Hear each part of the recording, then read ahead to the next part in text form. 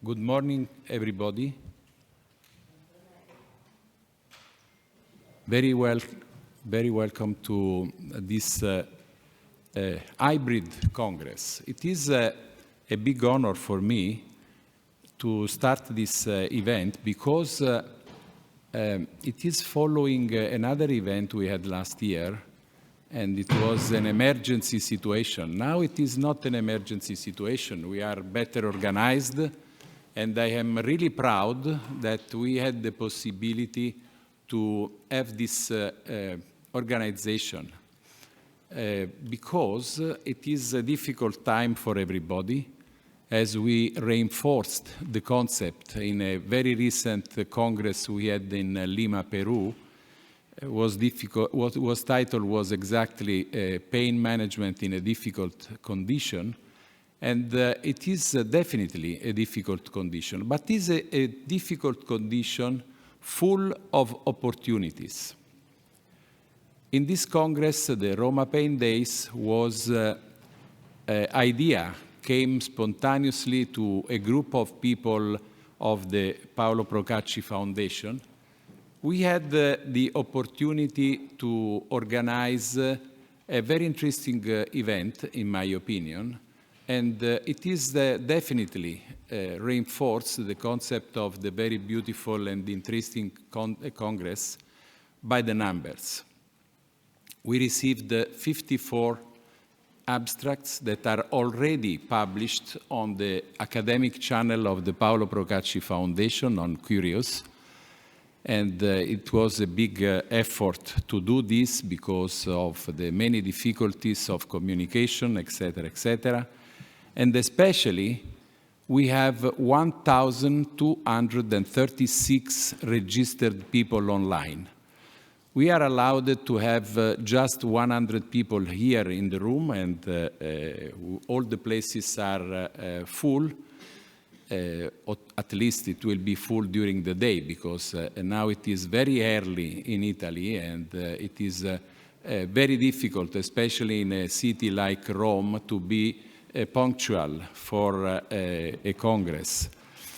But I am talking especially to the many friends that are, I am thinking, for example, of Professor Wang in Shanghai and in China, and all his group that are certainly online now. I am thinking of all our common friends in the Middle East that are already at a good time in the morning and experiencing this event.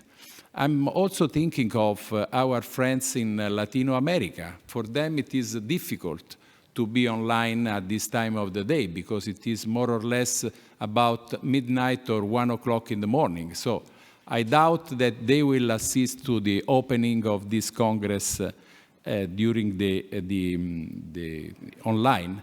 But they can experience and they can see all the initial part of the Congress online for the coming 3 or 6 months, and I hope they will enjoy. I want to first of all thank all the supporting companies, because it is clear, as we say in Italy, if the water is not there, the duck cannot swim.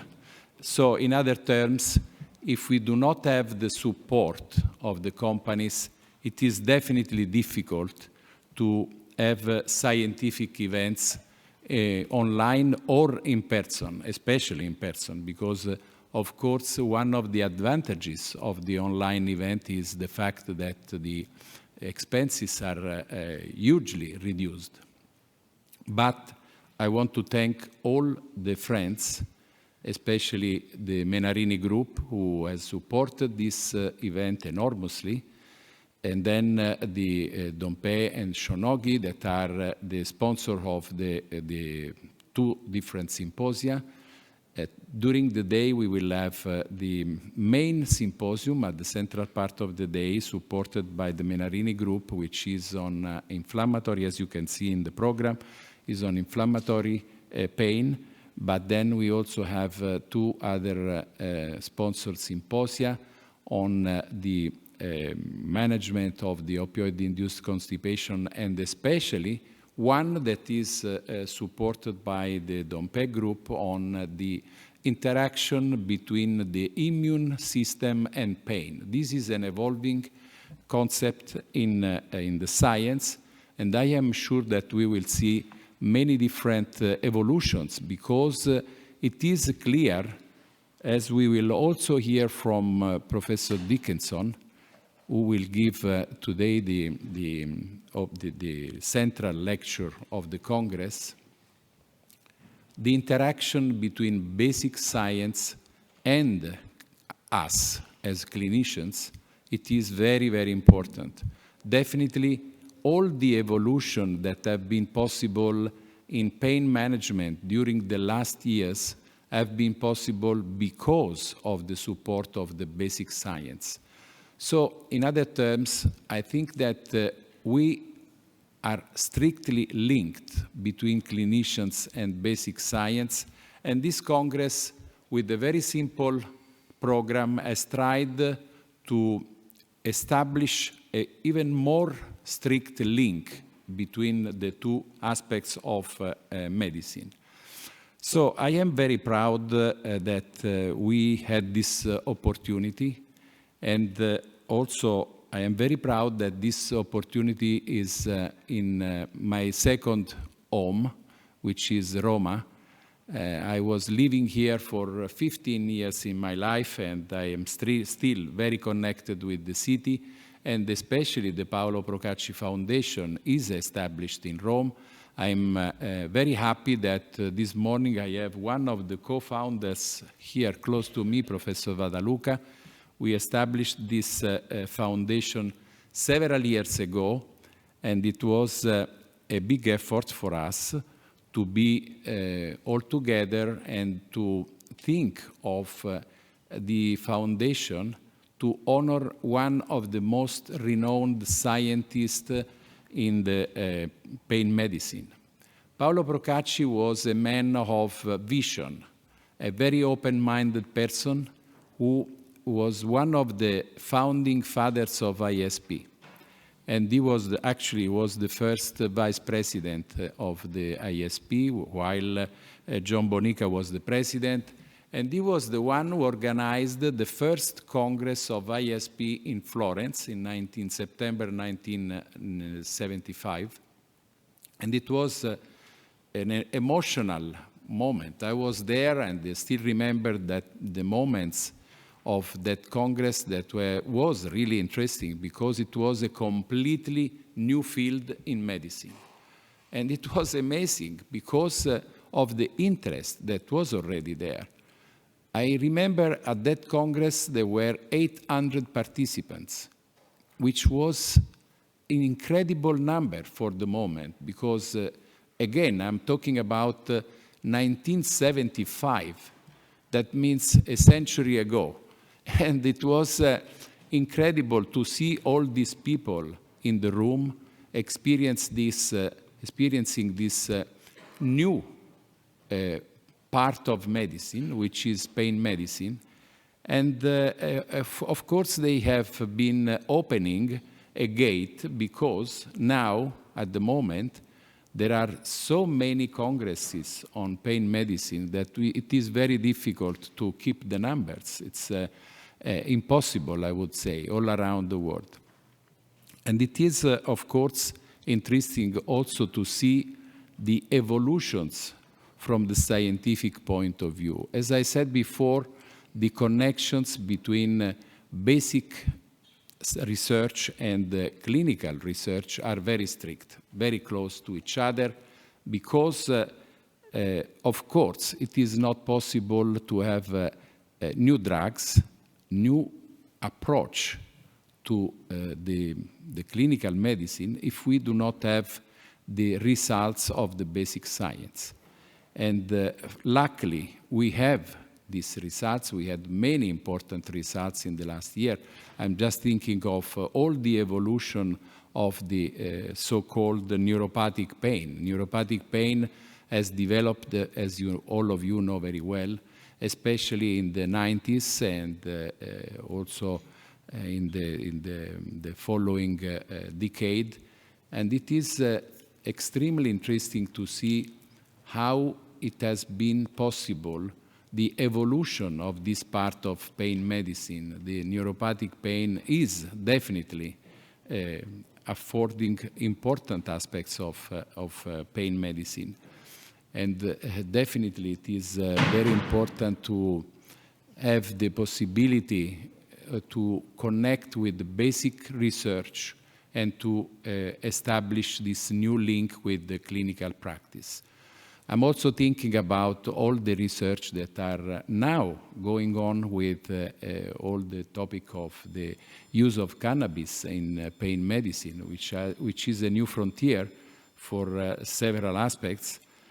But I also am thinking of a very crucial aspect, which is acute inflammatory pain. Acute inflammatory pain is representing, as we know very well, one of the central aspects in the management of pain.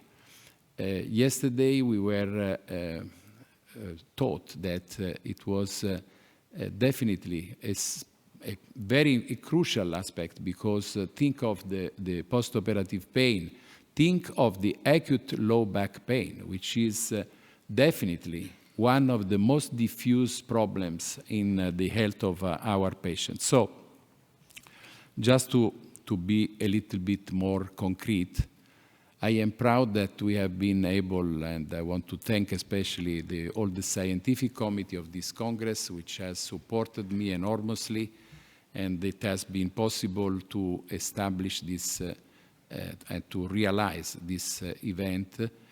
Thanks to them and thanks to the support of the organizing secretariat, which has been very, very supportive, I must say.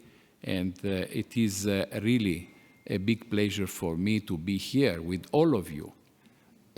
I would never, ever have thought that it was possible to put together over 1,000 people interested in Roma Pain Days. What is Roma Pain Days? It is just an idea.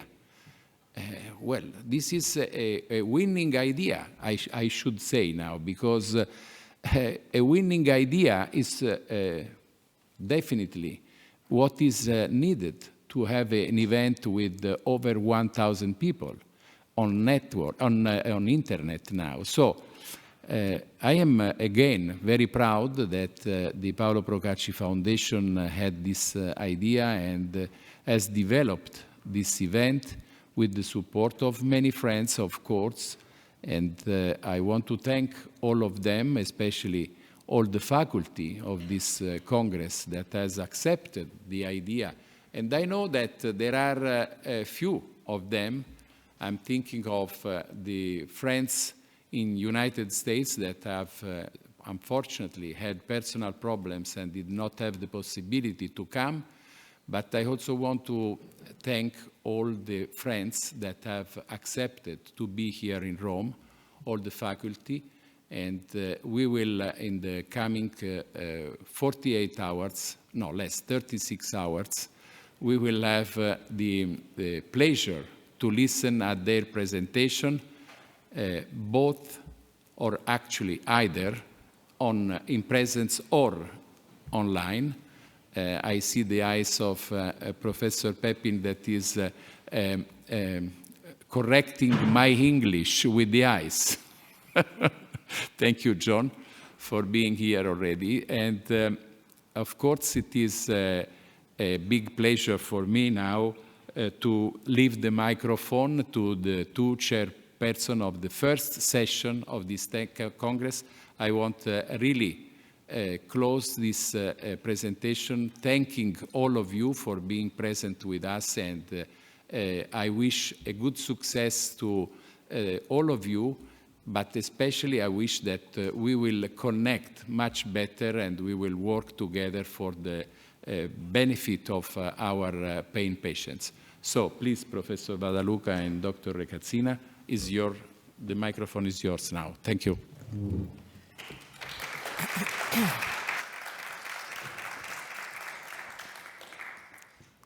Thank you, Giustino.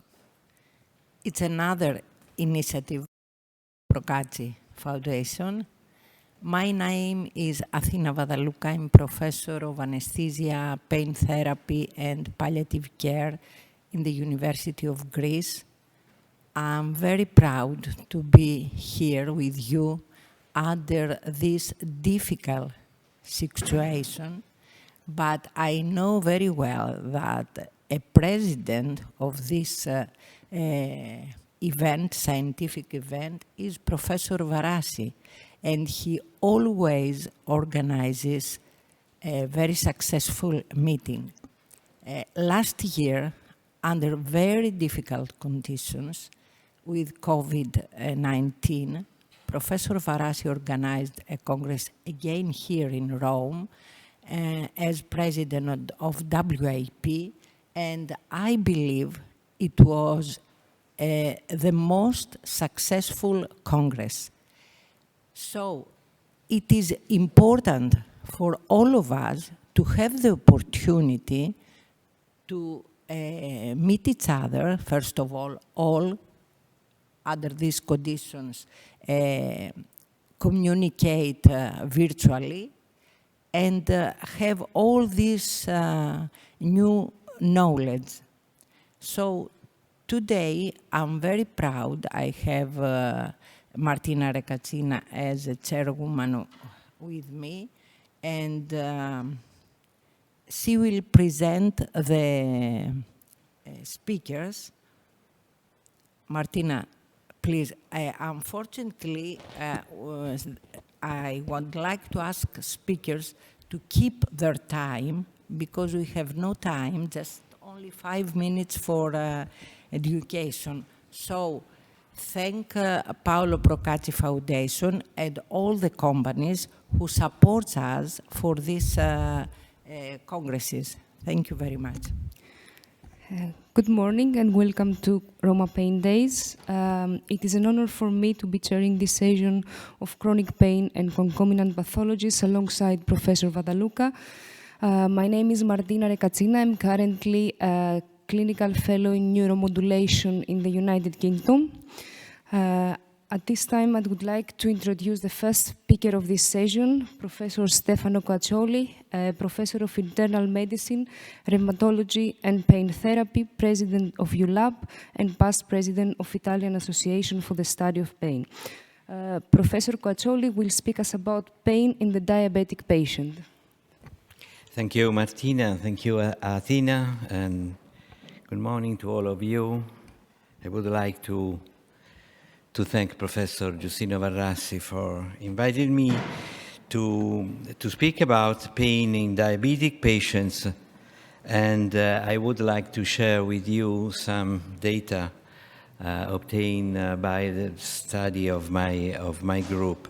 As you well know, diabetes mellitus represents a huge pandemic, not only today, but for the future.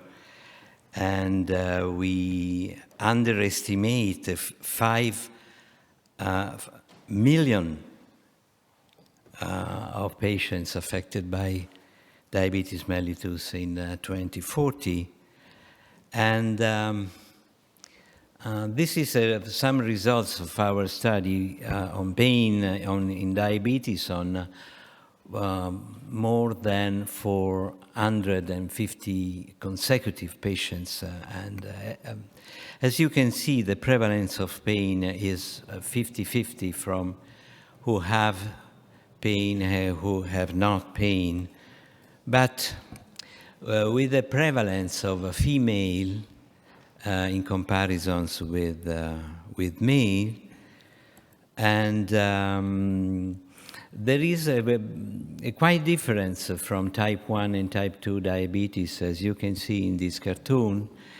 Type 1 diabetes is affected by pain for the 1/3, instead of type 2 diabetes, 50% of pain reported, diabetic patients reported pain, probably type 2 diabetes in association with obesity, and so with osteoarthritis. If you consider the reported pain, the type of pain, as you can see, we have divided, the patients divided their pain in the pain, hold, burning, weight. The main characteristics are the pain, the hold, and the burning, and we can suppose the growth of neuropathic pain. The region of chronic pain reported by our patients is for 50% peripheral joints, 15% joint spine, and 15% in spine. So we can conclude that not only the appendicular, the peripheral joints are affected by pain, but also the axial skeleton is affected by pain. And the evaluation of chronic pain led to moderate to severe pain in a proportion more than 70%. So the pain in diabetes mellitus can be divided in degenerative pain, neuropathic pain, and nociplastic pain. The first divided in osteoarthritis and diffuse idiopathic skeletal hyperostosis, the neuropathic pain represented by the diabetic neuropathies, and the nociplastic pain by fibromyalgia. You must consider nowadays the osteoarthritis as a syndrome because it's quite different. In the case of the osteoarthritis, interested the is primary or secondary, interested the appendicular or the axial skeleton. He has the osteoarthritis of the vertebral disc, of the spine, and even the erosive osteoarthritis of the ends, the so-called crane osteoarthritis. And the pain is typical in osteoarthritis. Is a mechanic pain, is absent at rest and at wake up, but increase during the movement, is not characterized by morning stiffness, and there is variable, the stiffness after inactivity. We have no or very light sign of inflammation, but there is a huge variability due to environmental changes. Type 2 diabetes mellitus and osteoarthritis is characterized by the discrete level of oxidative stress and low-grade chronic inflammation, and these results from chronic hyperglycemia, hyper blood glucose, and insulin resistance. That is the main characteristic of type 2 diabetes. And the epidemiology of rheumatic disease coming from the Framingham study, as you can see, a body mass index more than 30, overt obesity, in comparisons with body mass index less than 25, the relative risk for osteoarthritis of the knee increased 4 times, and the hip increased 2 times. And in obesity, as you can see, we have, we have chronic pain in 39%, and the majority of patients is represented by female patients.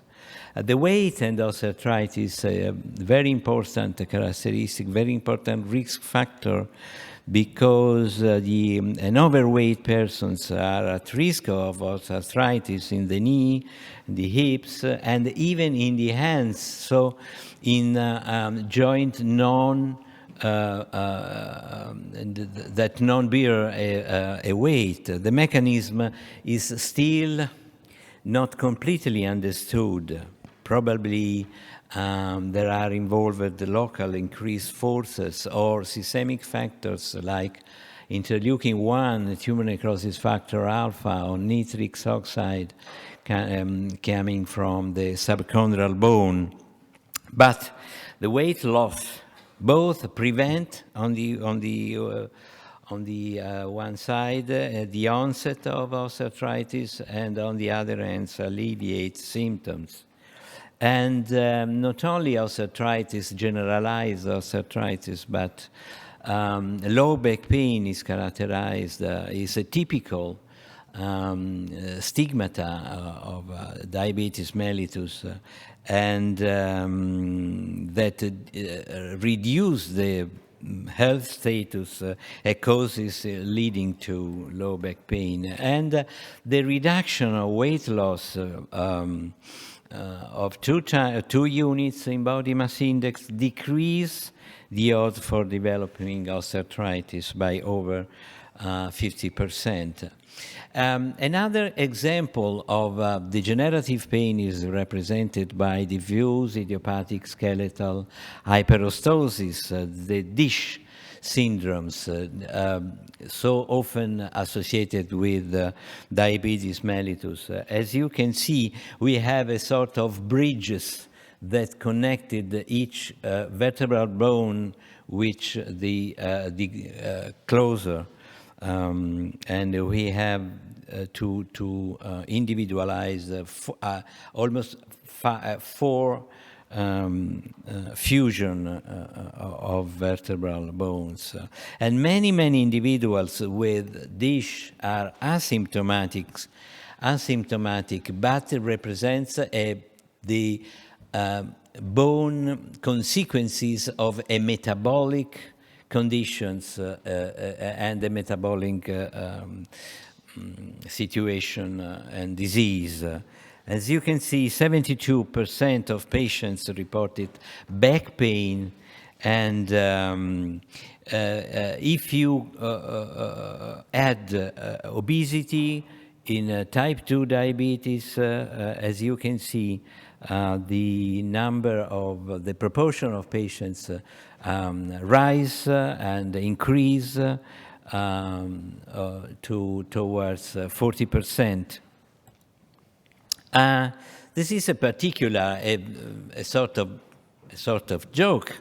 This in these locations, this so-called prior sign, and named the limited articular mobility syndrome in type 1 and type 2 diabetes mellitus. So the patients are not able to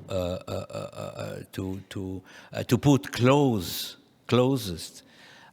the palms of their hands.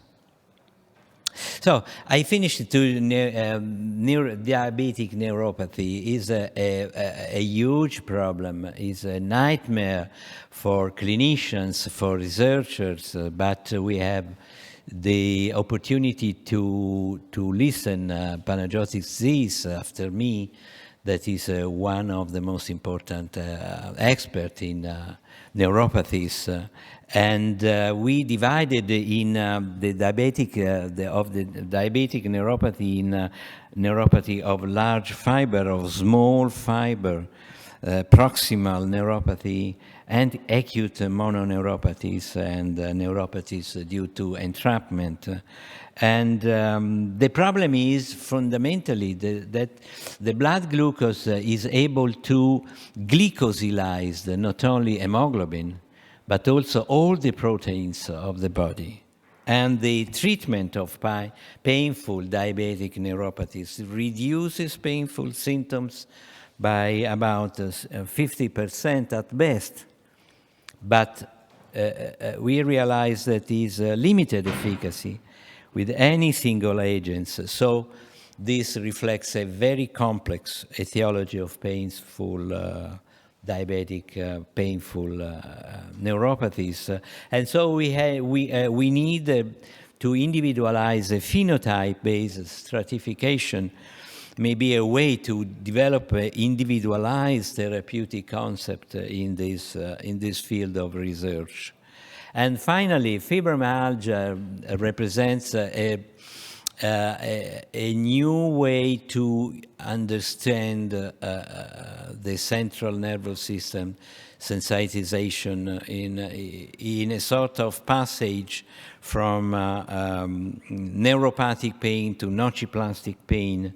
And as you well know, fibromyalgia is characterized by a widespread pain, characterized by chronic diffuse musculoskeletal pain with allodynia, with hyperalgesia, and other symptoms, functional symptoms such as fatigue, neurocognitive. But as you can see, in Italy the prevalence is 3.7%. In the USA, from 2.2 to 6.5% is represent a large amount of population.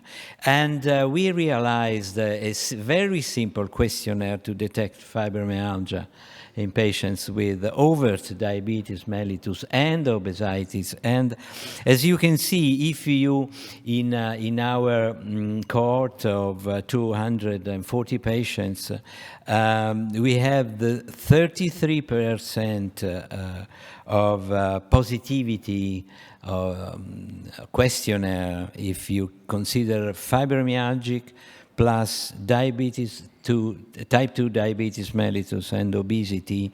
We have a significant association between fibromyalgia, type 2 diabetes, and obesity. So to conclude,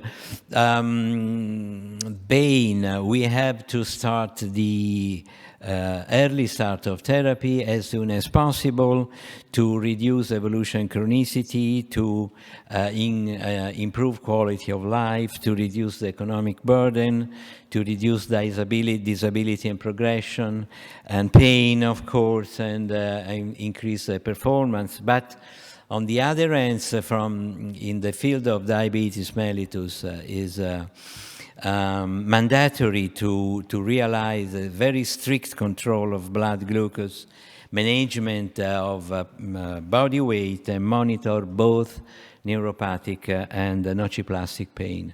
I thank you very much for your attention.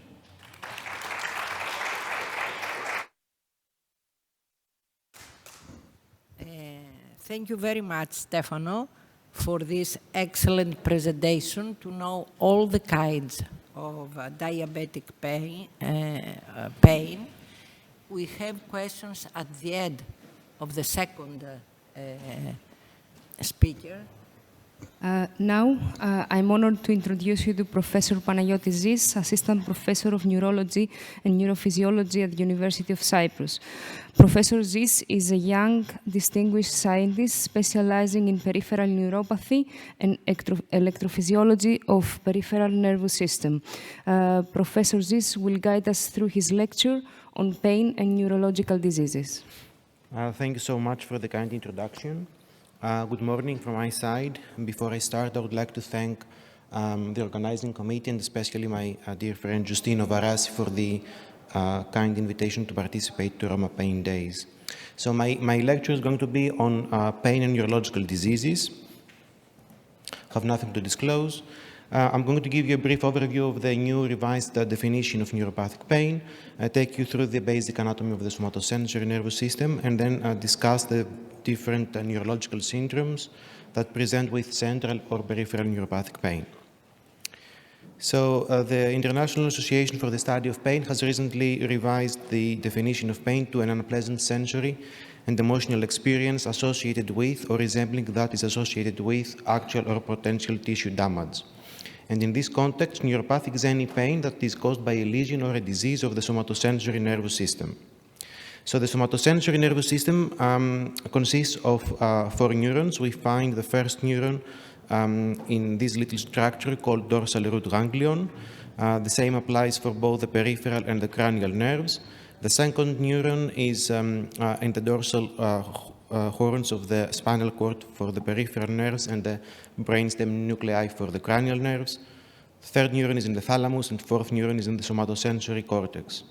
So diseases or disorders of the first neurons will give birth to peripheral neuropathic pain, whereas any disease or disorder within the central nervous system, meaning the brain or the spinal cord, will give birth to central neuropathic painful syndromes.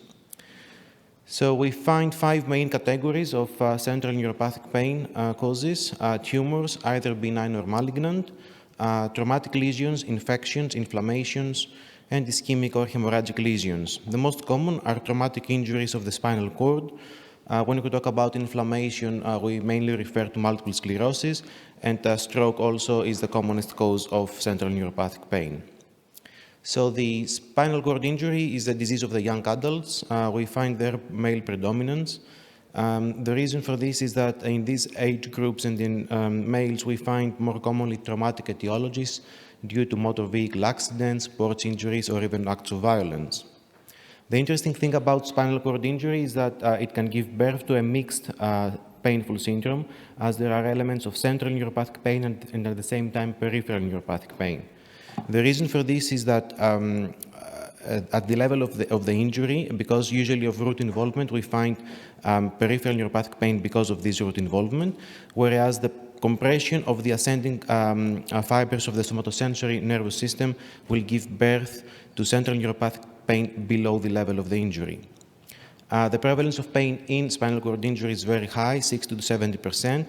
Half of those patients will have pain at the level of the injury, so peripheral neuropathic pain, which usually occurs early in the course of the disease, and the natural history is that this will be resolved, whereas half of them will have a central below-level pain, which can occur later at the course of the disease, and usually it's the one that persists. It is very important to remember that this pain, below-level pain, can be present or can even manifest years after the spinal cord injury. Apart from the neuropathic pain, we find also patients suffering from musculoskeletal pain, but this is much less limiting. In a nutshell, spinal cord injury will give birth to decreased mobility, sexual dysfunction, and pain. And it is important to remember that pain is the most bothersome symptom. In fact, almost half of the patients with pain because of the spinal cord injury would like to trade recovery from paralysis or sexual dysfunction to achieve pain relief. Multiple sclerosis is an autoimmune disorder of the central nervous system. There is evidence of demyelination at various spots of the white matter. The prevalence lately increases. Currently is estimated to be about 0.3%. The different natural history that we find in patients with multiple sclerosis classify multiple sclerosis into 3 main types: progressive relapsing multiple sclerosis, secondary progressive, or primary progressive multiple sclerosis. The pain is very prevalent across all types. Chronic pain can be seen in up to 50% of patients at some point of their disease. And the pain can be musculoskeletal, pain from ulcers, pain from the spasticity, pain from treatment per se, and of course neuropathic pain when the somatosensory nervous system is involved. This can occur acutely because of a new demyelinating lesion somewhere in the course of the somatosensory pathways, but this is rarely the first sign of MS, with one exemption, the exemption of the demyelination of the trigeminal nerve root entry at the brainstem, which can give birth to trigeminal neuralgia, which can be the first symptom of multiple sclerosis. Chronic pain is very prevalent in MS. Similarly to what happens with a spinal cord injury, it can occur months after the demyelinating lesion. The overall lifetime prevalence for chronic neuropathic pain due to MS is about 28%. Increasing age, longer duration of the disease, higher disability, and the relapsing remitting form of the disease are strong determinants for the presence of chronic pain. Post-stroke pain, as I said, is the commonest cause of central neuropathic pain. We did a very nice systematic review and meta-analysis, and we estimated that the overall prevalence of post-stroke neuropathic pain when dealing with all stroke locations is about 12%. But when we look into strokes that have affected the somatosensory pathways, these, such as the thalamic stroke, this increases to more than 50%, 52% to be specific. Moving to the peripheral neuropathic pain, as I said, central nervous system consists of the brain and the spinal cord, and anything else is part of the peripheral nervous system. This includes the the roots, the ganglia, the spinal nerves, the plexi, like the brachial plexus or the lumbosacral plexus, and the peripheral nerves. So causes of peripheral neuropathic pain that affect roots can be seen in patients with herniated intervertebral discs, bone changes causing compression of the roots, carcinomatous meningitis, tumors, and inflammatory conditions such as CIDP. The distribution of the symptoms following specific dermatomes will guide the clinician to localize the pain and request the appropriate investigations. Plexus disorders are not very common, but it's always important to put them in the differential diagnosis. This can occur due to trauma. Often, shoulder dislocation can cause a brachial plexopathy, but also can occur through an inflammation of the plexus, usually in diabetes or idiopathically. This syndrome is characterized by pain of abrupt onset, which is followed by muscle atrophy a few weeks after the onset of the symptoms. And I'm moving to the peripheral neuropathy, which is the commonest cause of peripheral neuropathic pain. I'd like to remind you of the structure of the nerves. In our body, the nerves are like cables. If you cut them, you get all these copper wires, which correspond to the nerve fibers. So the sensory fibers are different in terms of what they do. The A alpha and the A beta fibers are the large in diameter myelinated fibers, which carry signals for proprioception, the A alpha. So when we have dysfunction of these fibers, the patient has balance problems. And the A beta carries signals for the light touch, pressure, and vibration sensation. So when these are dysfunctioning, the patient has loss of these sensations or reduced sensations. The small fibers are the A delta and the C fibers. The A delta are myelinated, the C fibers are unmyelinated. Both carry signals for pain, but also both carry signals for thermal perception. The A delta for the cold perception and the C fibers for the warm perception. The motor fibers are always large and myelinated, and dysfunction of those, which usually occurs later in the course of the disease, gives birth to cramps, weakness, fasciculations, and atrophies, particularly of the distal intrinsic muscles of the feet. So the temporal evolution of the symptoms will classify peripheral neuropathies into chronic or acute. Chronic neuropathies will be further classified into pure small fiber neuropathies or large fiber neuropathies, which usually come along with small fiber involvement in about 95% of patients. Electrophysiology will classify them further to axonal or demyelinating. Just to remind you that the normal neuron consists of the soma, the axon, which is surrounded by the myelin sheath, and the dendrites. The myelin protects the axon, feeds the axon, and also helps with the quick transmission of the signals. When we talk about axonal neuropathy, the degeneration involves primarily the axon per se, whereas in demyelination, the patient has loss of myelin, which secondary might also lead to axonal loss. So in neuropathy, we have three main patterns. We have the symmetrical, sensory, or sensorimotor neuropathy, the asymmetrical sensory, and the asymmetrical sensorimotor. The symmetrical neuropathy is the so-called length-dependent, as the longer fibers are affected first, and we consider it to be a dying-back neuropathy. Initially, it is sensory, but eventually it becomes sensorimotor, and this is the commonest type. The asymmetrical sensory neuropathy has the characteristic that the patient suffers from patches of loss of sensation, let's say in the abdomen or the thigh, or then the elbow, or then the shoulder, which can be of any type, including pain. And this patch distribution happens as the dorsal root ganglia are involved. So it's a sensory ganglionopathy, and it's purely sensory. Although it is uncommon, when we see it, we have to think of three things: that the patient has cancer, and this is a paraneoplastic phenomenon, or that the patient has an immune disorder, autoimmune disorder, such as the Sjögren's syndromes or gluten sensitivity and celiac disease. Finally, the less common is the asymmetrical sensorimotor neuropathy.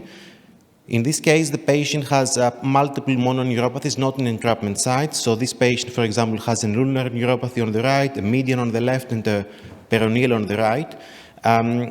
we consider to be a mononeuritis multiplex. The mechanism is almost always ischemic. The patient has pain before the onset of each mononeuropathy, and the cause of it is a peripheral neuropathy, vasculitis of the peripheral nervous system. So how do we investigate the patient? Different departments have different algorithms. This is what we have proposed. It's quite busy. Let me break it down for you. The investigations should start in the primary care. The GP has to take the history, ask for common comorbidities, check current or previous medication, as these can often be neurotoxic, do an examination, and request basic laboratory tests, such as full blood count, ESR, vitamin levels, check for diabetes, kidney dysfunction, liver dysfunction, thyroid problems, and celiac disease. If the neuropathy is suspected, the doctor should recommend the patient to go through nerve connection studies to confirm the diagnosis and determine the type. In axonal neuropathy, the characteristic is that we get low amplitudes, whereas in demyelinating neuropathies, we get slow conduction velocities. When we see demyelinating neuropathies, always refer the patient to a neurologist, as the treatment protocols are very different. If the cause is not revealed with the basic tests that we have organized, we might proceed to more advanced tests.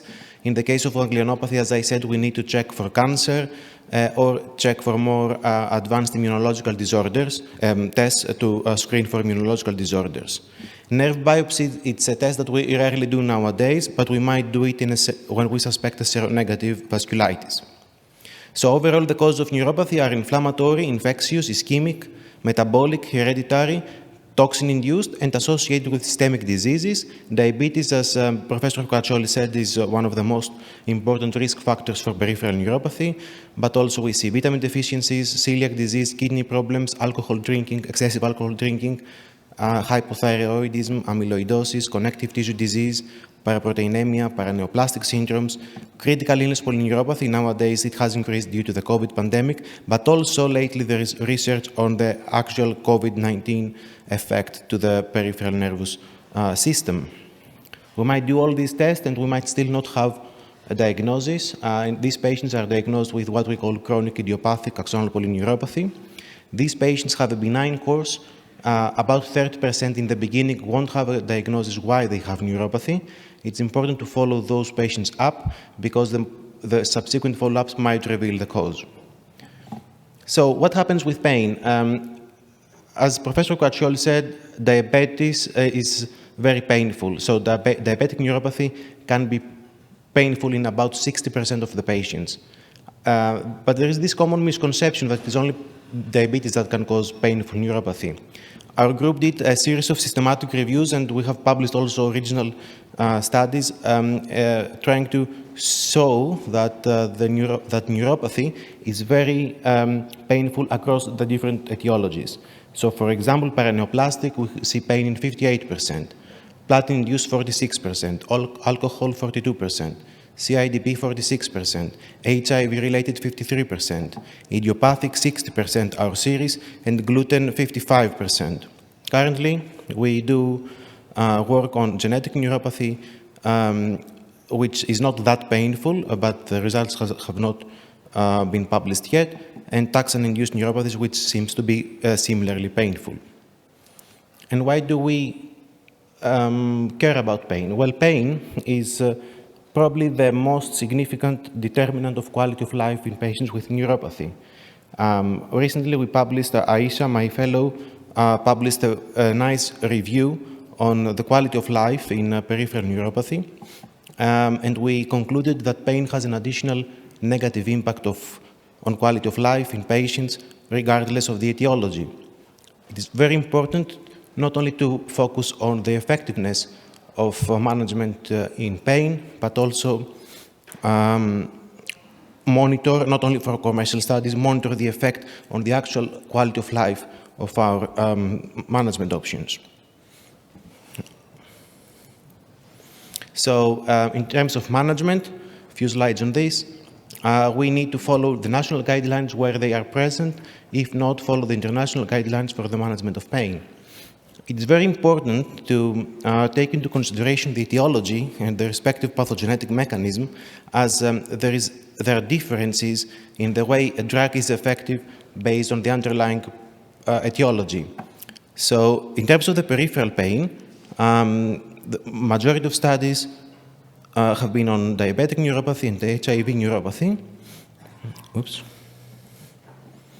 And you can see that, for example, amitriptyline might be effective in diabetic neuropathy, but not in HIV neuropathy. Overall, the best current evidence is for amitriptyline, duloxetine, gabapentin, pregabalin, and venlafaxine for the treatment of diabetic peripheral neuropathic pain, level 2 evidence, and oxycodone as an add-on can also be effective. Do not forget that we have non-pharmacological options. These can be invasive, such as the spinal cord stimulation or the RDMS, but always as adjuvant to conventional treatment. And non-invasive, for example, physical exercise can be very promising, especially the higher intensity interval training programs, but also specific diets can be helpful, for example, gluten-free diet in gluten neuropathy. So to sum up, what we need to remember is it's very important to distinguish the painful syndrome into peripheral or central origin. Pain characteristics won't help us, as they are very similar across the two types, but history, symptom distribution, and investigation will help us. Do not forget that any peripheral neuropathy can be painful. Very important to request neurophysiological studies, as this will determine the neuropathy type. Do not forget that one patient might have more than one cause of neuropathy, so do not stop at least for screening for common causes if the patient has diabetes. Trying to manage and identify and manage the risk factors can stop the disease progression. And do not forget that interventions might not only include drugs, but also non-pharmacological options. Thank you.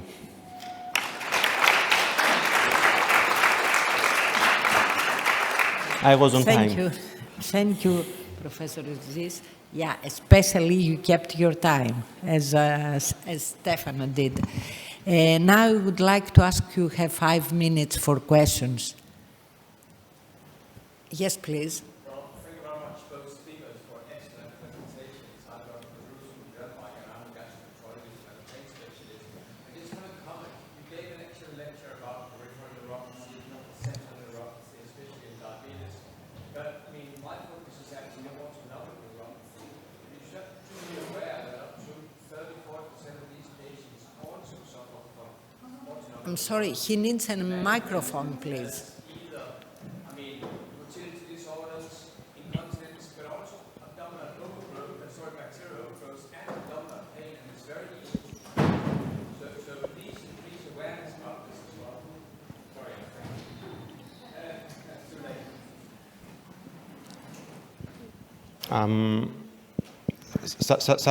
Shall I respond to your comment? Well, the comment was about autonomic neuropathy, that it is very prevalent in along with the peripheral neuropathy. I completely agree with you. Autonomic neuropathy is part of the small fiber neuropathy, so the autonomic fibers are small fibers. So when there is pain, we have a small fiber, at least in the peripheral causes, we have a small fiber involvement, and we see autonomic neuropathy very common in these patients. You are completely right that we need to raise awareness. It can be equally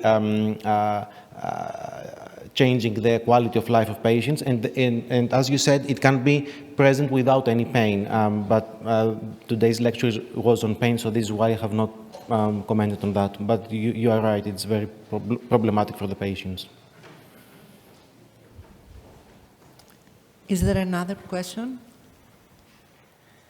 I would like to ask you, Takis, of course, we know that pain reduces the quality of life. And I believe that's the reason Professor Varasi and Paolo Procacci try to educate people for pain management.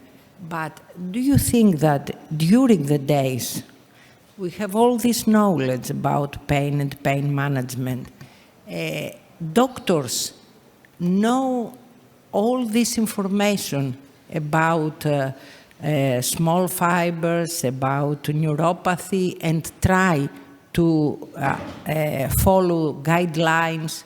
What is your, what do you believe for that? Oh, that's a good question. It's quite difficult to answer, but I think that the problem starts much earlier. In the medical schools, I don't think that there is, in the majority of the medical schools, a course about pain management in general. So I think that there is a lack of basic knowledge about the mechanisms, the pathways, the different ways to approach the patient. The pain specialists, even in some countries, do not know all these basic things. So it's not only the doctors in general, like the GPs. It is there is a lack of knowledge and a lack of education, and I think it's very important to raise this problem and try to spread the knowledge. We don't even know many things about how to approach sometimes difficult to treat patients. So I think that there is a need for education, but also research on the topic. Okay, thank you very much. Okay, Professor Varas. There is a question from the audience online. Is there any role for the palmitoyl-ethanolamide or alpha-lipoic acid in neuropathic pain? Well, there have been some pilot studies. To my knowledge, there are some open-label studies. We need more randomized control and placebo-controlled studies to be sure, but it seems that there is some potential there, yes. Okay, thank you. We have to continue with the next session. Congratulations.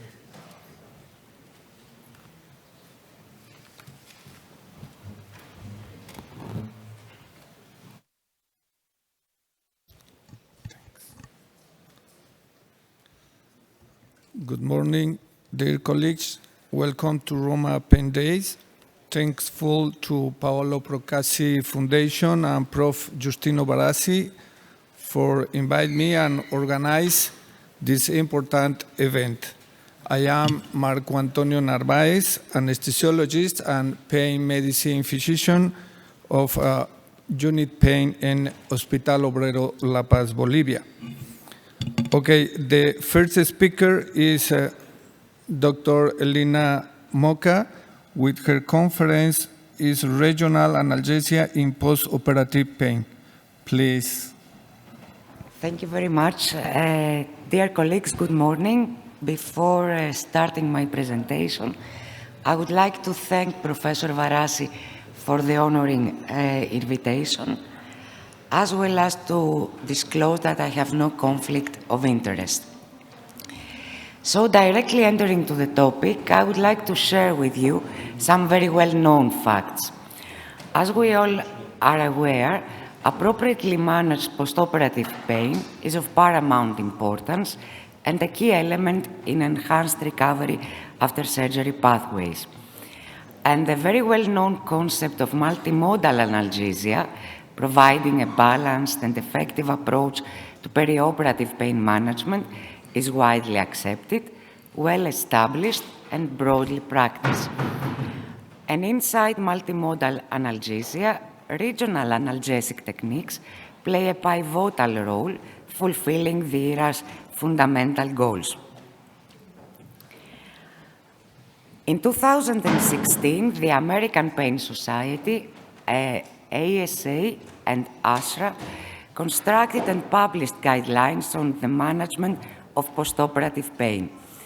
And among various recommendations that you can find in this huge paper, there are two very important in relation to regional analgesia techniques. First, that we have to apply them in a site-specific way with a focus to peripheral blocks.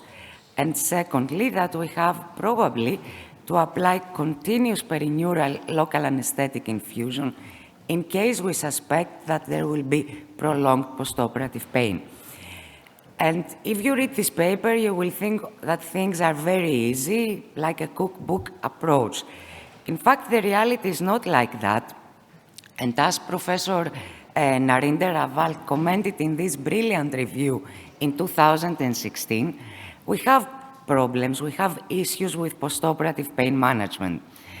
Why? Because despite major advances in understanding mechanisms, in understanding pathophysiology, in having recommendation, guidelines, initiatives, drugs, devices, pain relief after surgery continues to be challenging.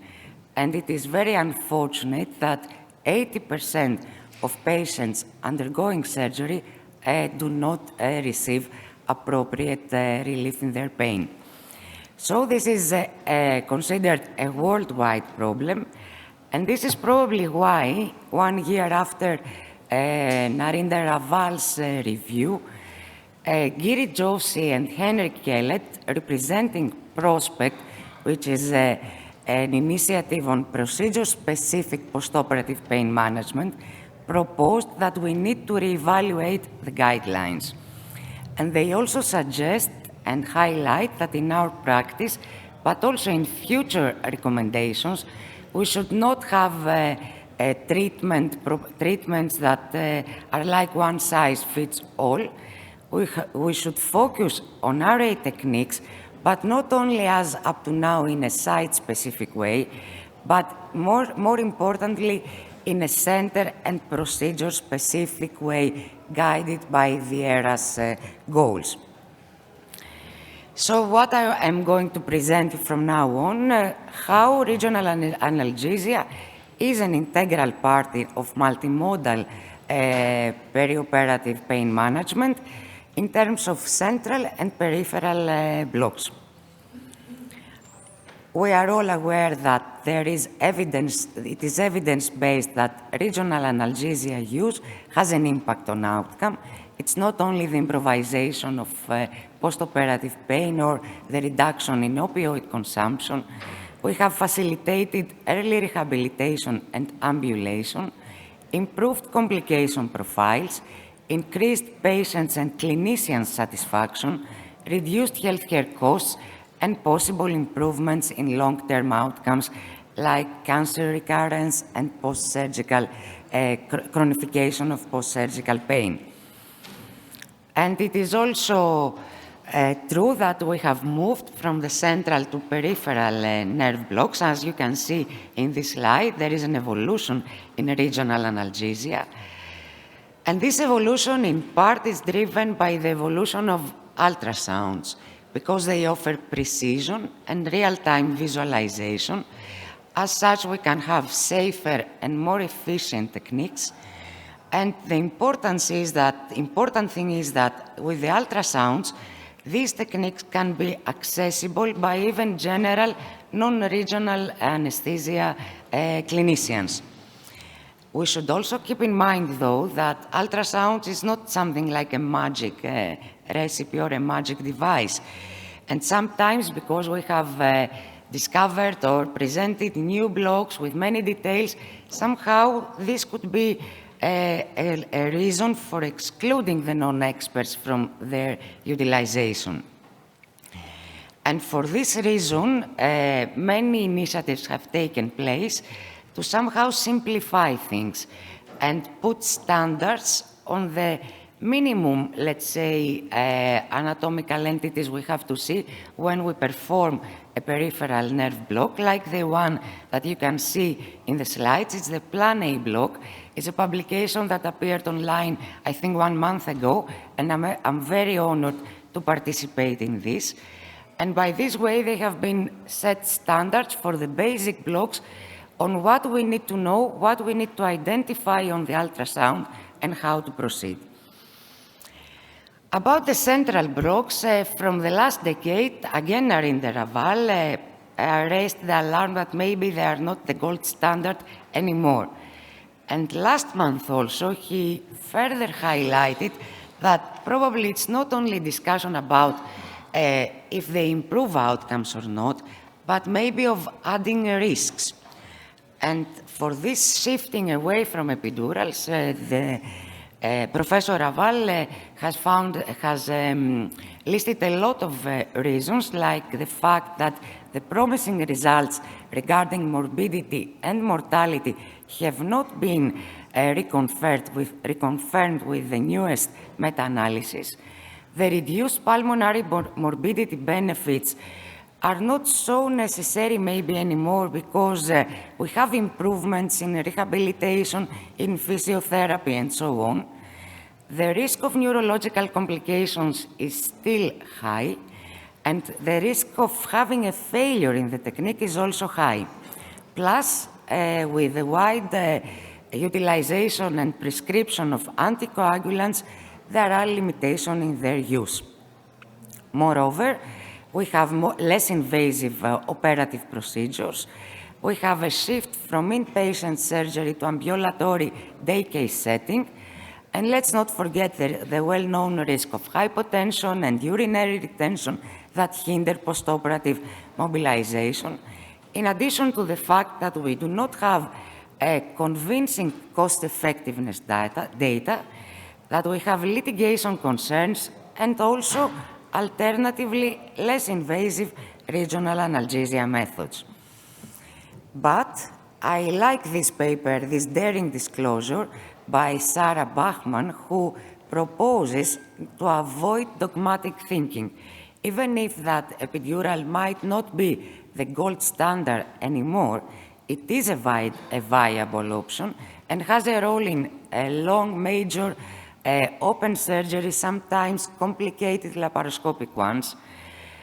Although that the alternatives of the fascial plane blocks, especially for the trunk, for surgery of the trunk, are promising alternatives, but in order to select the proper technique, first of all, we have to be based on the majority of surgery, to define if a surgery is considered major or minor. Sometimes even endoscopic procedures are major, and we have underestimated this. A lot of alternatives for epidurals, new truncal blocks of the chest wall or of the abdominal wall. It's beyond the scope of my talk to analyze everything. I would like to say a few things about the TAP blocks that are easy to be mastered and applied.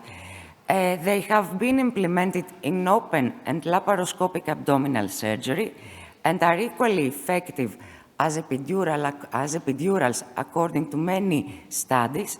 Of course, they offer a lower risk for hypotension and nausea and vomiting, a shorter time to ambulation, and a decreased length of stay.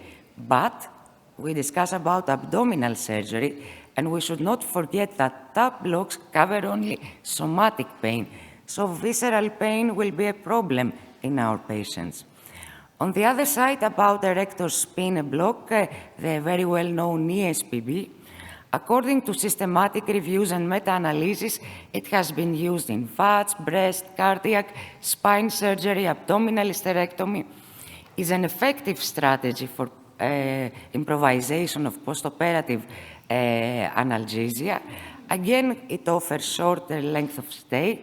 It seems to be equally effective with paravertebrals in VATS and is a promising option in cardiac surgery procedures. However, in breast surgery, is superior to PEX blocks. And for quadratus lumborum, which is a new technique as well that has been appeared in literature mainly due to the existence of ultrasound, it seems to be quite safe. It has been utilized in a variety of surgeries. It seems that it covers visceral pain, and this is the difference with the other ones. But about efficacy, we still need more studies. And let's not forget, it's an interventional technique, a transmuscular block that could have potentially some complication like an hematoma of the muscles and so on. Moving on to orthopedic surgery, and I will be quite brief. In 2013, there was this publication by Stavros Memtsoudis from the United States with a review of more than 400,000 patients undergoing hip and knee arthroplasty. And the question was what to do intraoperatively. The authors concluded that central blocks should be the preferred method because major morbidity and 30-day mortality was significantly lower in those patients receiving neuraxial blocks. Similarly, the same group posed the question, which neuraxial block, spinal, epidural, CSE? And according to this large cohort study with 40,000 patients, again undergoing hip and knee arthroplasty, it seems that spinal is the best in terms of complications and prolongation of length of stay. And all these have been summarized and reconfirmed in the conclusions of the Icarus group, which is led by Stavros Memtsoudis, and they published in 2019 a systematic review and meta-analysis, including 94 studies. Their question, if the type of anesthesia influenced perioperative outcomes, was replied by the neuraxial blocks again in both hip and knee arthroplasty, with strong and weak recommendations, strength of recommendation, respectively. About the impact of the peripheral nerve blocks on perioperative outcome, there was a population-based study with more than 1 million participants, and with data from the National Premier Perspective database, and according to the multi-level, multivariable logistic regression models analysis, it was found that in both categories of joint replacement, there was a big reduction in opioid use, 16%, but also the results were in favor of block in terms of complications, systemic complication and postoperative morbidity. Similarly, the results from a Canadian group of researchers, again in total knee arthroplasty, were promising, although they found that only 35% of patients were receiving blocks for this type of operation. However, these patients had a reduced hospital length of stay and reduced readmission rates. The Icarus group again published this month their results in relation to peripheral blocks and joint replacement, including 122 studies, and they conclude that peripheral blocks resulted in a reduced odds ratio for complications, also suggesting that when there are no contraindications, peripheral blocks can be effectively applied in this type of operations. However, the alignment of provider skills and practice location resources needs to be ensured. The question is which block to be selected. The perfect one with all these characteristics that you see in the slide does not exist. We cannot have a block covering the surgical area, offering no motor block, having titratable length of action, and so on. So how are we going to decide what to do? We have to consider some important factors. The first is the pain trajectory in relation to surgery, because different surgeries have different pain characters, different pain levels, different pain duration, and different prevalence for chronic post-surgical pain. All of these in conjunction with the different necessities according to surgery, if it's open or laparoscopic, if it's day case or not, and of course the different chances for maximal functional outcomes, which in the fact, all these factors have an impact on our decisions, on our goals, on a different timeline per surgery. And finally, this is how we could decide which block to select, if it should be single shot or with a catheter, and what drugs to add. Should we add adjuvants for prolongation of its effect? Should we use liposomal local anesthetics, and so on? So in fact, we have to do a targeted regional analgesia technique. Further, we have to consider factors related to the patient individual characteristics. There is no one recipe for everybody, because then we would be very happy, we would have solved our problems.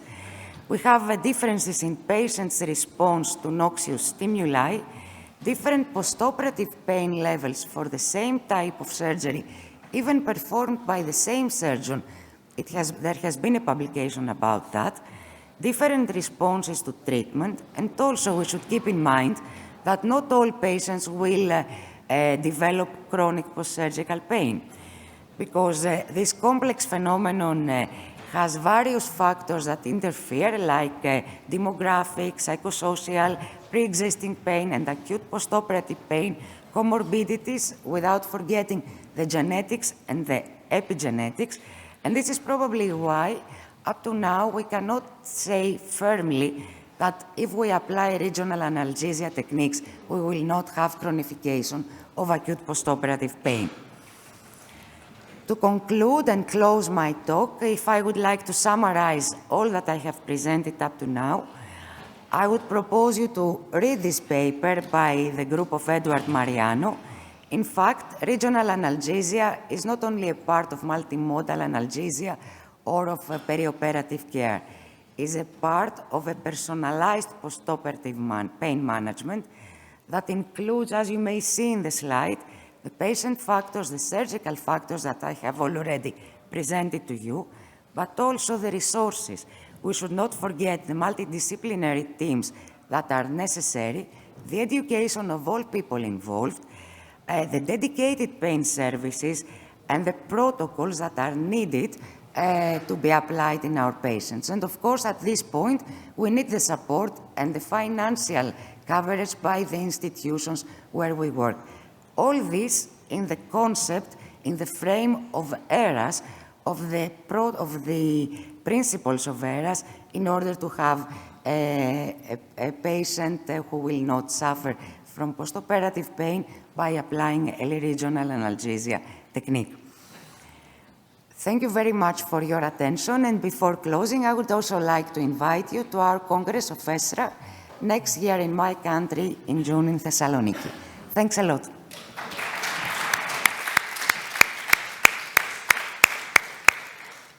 Thank you for excellent conference, Doctora.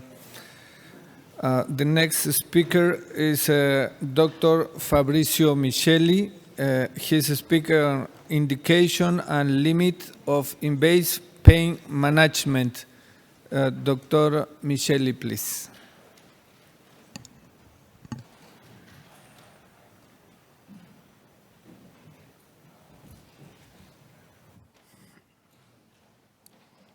Okay. Good morning, everyone.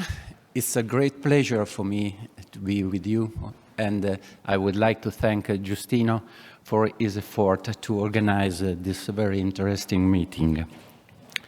The topic of my presentation is about the indication and limits of invasive pain management, and I would like to discuss with all of you the topic in deep.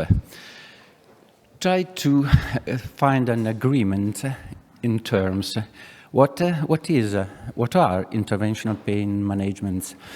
The NAC in 202 define interventional pain management as the discipline of medicine devoted to diagnosis and treatment of pain and related disorders by the application of interventional techniques in managing subacute, chronic, persistent, and refractory pain. Two terms arise from this definition: interventional techniques and refractory pain.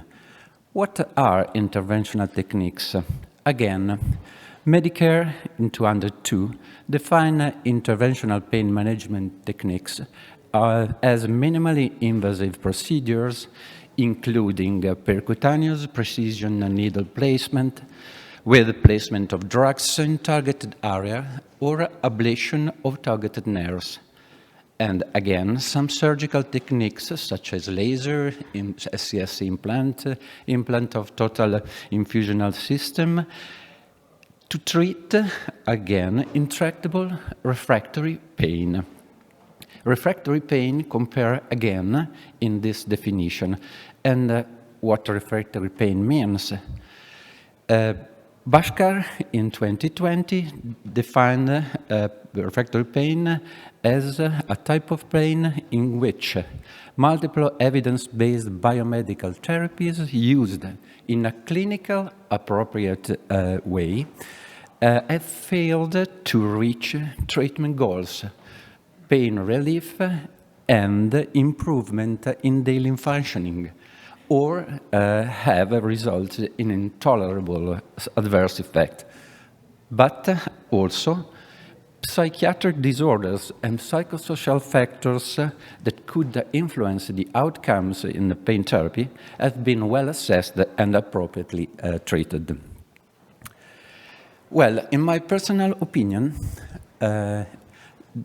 invasive pain therapy could be divided into big groups: therapy with non-implantable devices and therapy with implantable devices.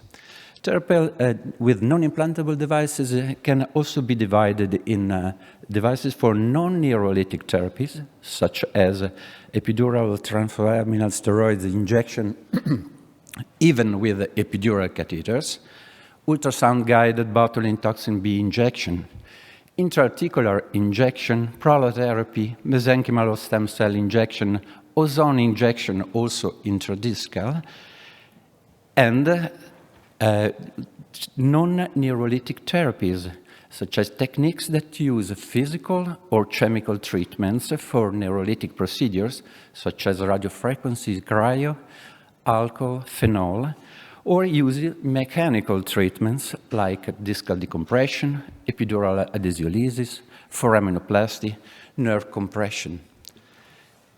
The other group is represented by therapy with implantable device, and we all know which kind of therapy I mean.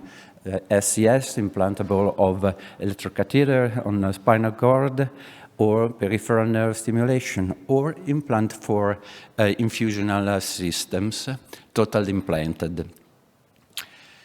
Well, at this point, it seems that there is a sort of conflict between pharmacological and interventional therapy. Is it true? Yeah, probably yes. There is a lot of support of a pharmacological type of intervention that are strongly against interventional therapy. And there is some question to answer. How long a painkiller therapy could be admitted? Which therapy has the best cost-benefit ratio in the long term? Are we sure that prolonged use of painkillers is less dangerous than interventional procedures? And this, the last one, to ourselves, are we doing enough to encourage institutional recognition of interventional pain therapies? To all these questions, we can try to give an answer. We all know that opioid therapy is burdened by a long list of problems and side effects, like impact on immune system, impact on hormonal system, the catastrophizing that appears in many patients, the risk, highly risk of addiction, efficacy reduction in the long-term therapy, increase the risk of falling, and drugs interaction. Although all this long list of problems, in the last 20 years, we assisted to an impressive increase in the use, in therapeutic use of opioids. And we are arrived to a real epidemic problem, especially in USA. It's the other day news, the news that in the USA there's been 96,000 deaths for overdose in the last year. Very big problem. And the other question is, are there interventional pain therapies cost effective? Well, start from the famous work of North in 1994, if I remember well. In 219, the Neuromodulation Society of Australia and New Zealand sustained that the net cost of CS, spinal cord stimulation devices and intrathecal infusion pumps result highly cost-effective using World Health Organization benchmark. What are so the problems against the interventional therapy? Why don't we use them in a more diffuse way? One of the mainly problem is the level of evidence that is incredibly low in many papers. In 2013, Manchicanti published the evidence-based guidelines for interventional techniques in chronic spinal pain. Among all procedures considered, only 3 of them achieve the level of good: medial branches block and continuous radiofrequency, sacroiliac joints continuous radiofrequency, and, surprisingly, interlaminar epidural steroid injection for radicular pain. Only 3 of them. But because there's no limit to the worth, in this paper, the authors compared sham procedures with the interventional therapies. And they stated that there is a little evidence for the specific efficacy beyond sham for invasive procedure, and there is a moderate amount of evidence that does not support the use of invasive procedures.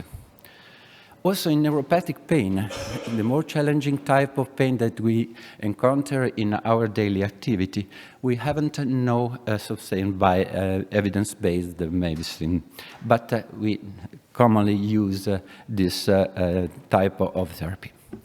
Cancer pain.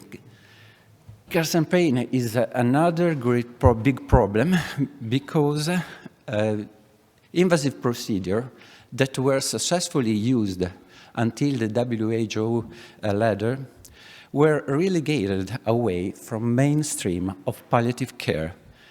And even when they were reintroduced as the 4th step of the WHO, often referrals to these procedures are too late, and we can't do a good work on this kind of patients, and that we can't produce a meaningful effect on quality of life.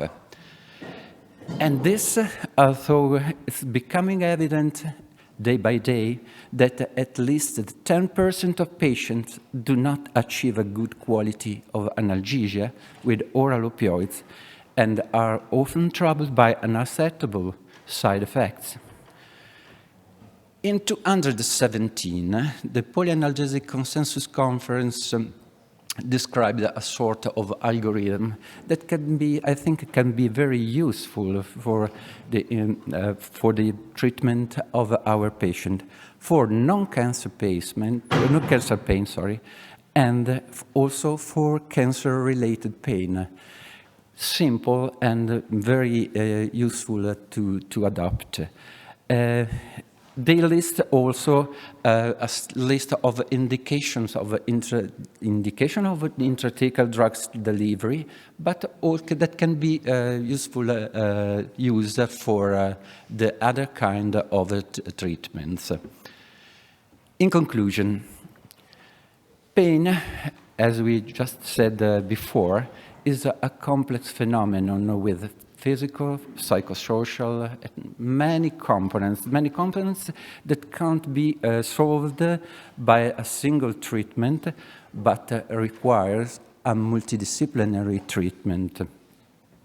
The application of interventional pain procedures requires a deep knowledge of anatomy and neuroanatomy, the correct interpretation of all diagnostic and intraprocedural images, and naturally, interventional procedures can be done only by well-trained physicians. And at this point emerge the problem of what is the clinical competence? How can we achieve an adept clinical competence, a good clinical competence? Well, a standardized educational module and evaluation methodology must be defined for the definition of baseline competency in the clinical skill area of interventional pain management. And this is very important. An institutional program of instruction should be provided, and a valid certificate must be released to avoid any legal claim too. Thank you very much.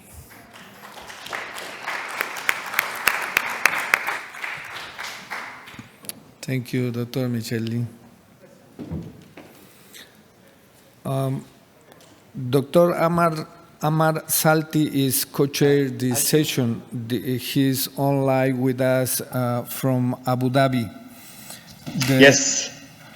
Hello, everyone. Hello, doctor. Welcome. Thank you. Great speaker, great session. Go ahead, sir. Thank you very much. Okay, the next speaker is Stefano Meloncelli. His conference, Endoscopic Support in Invasive Pain Management. Dr. Stefano, please. Thank you very much for the invitation. I just wanted to thank Professor Varassi for the invitation and for this wonderful meeting. My relation is about endoscopic pain therapies, which is something in some ways new in pain therapy in general. I'm not talking about in my presentation about epiduroscopy or spinal endoscopy, which is a technique that has a lot of history, and I think that everybody knows something or has performed an epiduroscopy. I'm just talking about new possible approaches with endoscopy. So we are going to see facet endoscopy, we're going to see sacroiliac joint endoscopy, and other possible approaches. I just wanted to say that endoscopy is something that really has not been used in pain therapy. And if you search endoscopic pain therapy in PubMed, you see a lot of articles, something about colitis or buried bumper syndrome or other things like that. The first article that talks about endoscopy is the 20th voices of PubMed search. So this means that probably endoscopy is not something that is really associated with pain therapy. The two terms are not connected now. But when we talk about endoscopy, we are talking about an interventional pain therapy. Endoscopy is something really surgical, more surgical than most of the things that we've done before. When you talk about interventional pain therapy, as Professor Micheli said before, we have a lot of possibilities, a lot of techniques, a lot of including radiofrequency, cooled radiofrequency, pulse radiofrequency, neurostimulation, PENS, stem cell, cryotherapy. And I started my career with practicing all these techniques. Then I focused my activity on endoscopy because I think it's something really useful and with good results. First of all, I just wanted to tell about endoscopic support in low back pain, which is a really widespread pathology.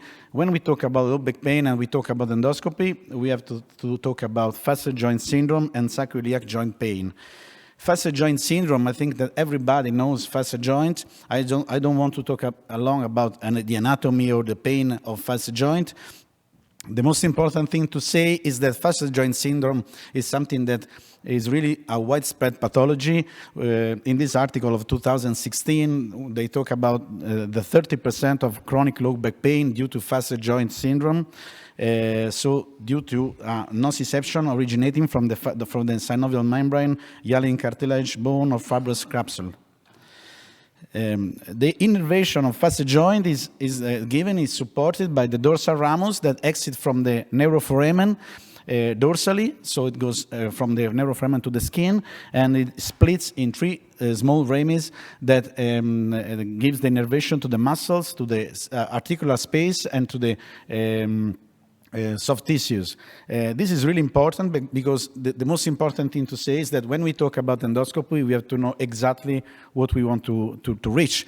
Because if we put the endoscopy in a wrong position or we don't know exactly the anatomy, we won't reach the target. As Professor Micheli said, in my opinion, low back pain is something really difficult to treat because at this time, in 2021, we don't have a specific therapy for low back pain. So the recommendation of Manchicanti, they said that there's not a standard protocol therapy for low back pain. There's a level 1 evidence for facet joint block, but everybody knows that it's a short-lasting therapy. And there's a level 2 evidence for neurotomy or facet joint treatment with radiofrequency.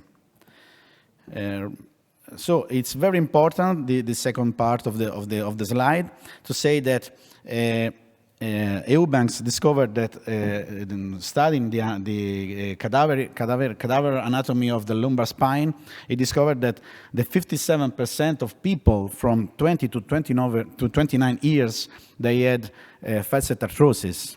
The 100%, all the people for over 60 years, they have facet arthrosis. So probably facet joint syndrome is not a pathology that competes just to older people, but it's also something for young people. So we have to think about it. Also, when we decide to make a treatment, when we decide to make a surgery procedure, we have to know that it's not a bad thing to do to make an endoscopic procedure to a young people, to a young person. Nowadays, we use radiofrequency for facet joint syndrome. I made a lot of radiofrequency treatments. I think that there is a good technique, it's a good efficacy, but the problem is that it doesn't long last. So the lasting of the efficacy of radiofrequency is about 11 months, 1 year. We have to say that it's something that we can perform another time, so we can repeat the treatment. So we go on with these treatments in our patients for every year, every 2 years. The same patient comes back and we make a radiofrequency treatment. But probably, in my opinion, that's not the final solution. We have a little tips to make the radiofrequency better. So we have multiple lesions every joint. We use larger needles. We use needles that spreads at the tip. We try to put the needle parallel to the nerve and not on the nerve, just to increase the surface of the needle that stimulates the nerve. We use contemporary 2 needles in the same joint. We can do all these things, but the results is still the same. We have 1 year, 1.5 years of benefit. In 2014, in 2016, they started talking about endoscopy, which is technically is an endoscopic rhizotomy. But in my opinion, I'm not interested in rhizotomy. I'm interested in neurotomy. Our target is the nerve, the dorsal nerve that comes from the foramen and goes to the facet joint. The target is the same target that we have with radiofrequency. So what we do with radiofrequency, we can do with endoscopy. The first study was presented at the Smith in 2013 when they found out that there was a 5 years follow-up of benefit with endoscopic radiofrequency. So this is another study of 2014, and this is the first study published when we can see a picture of the dorsal ramus, and you can see in the slide, in the white arrow, that's the dorsal ramus that passes from the neuroforamen and goes to the facet joint. So why should we do endoscopy? Because low back pain is a widespread pathology, and because we don't have a standard therapy.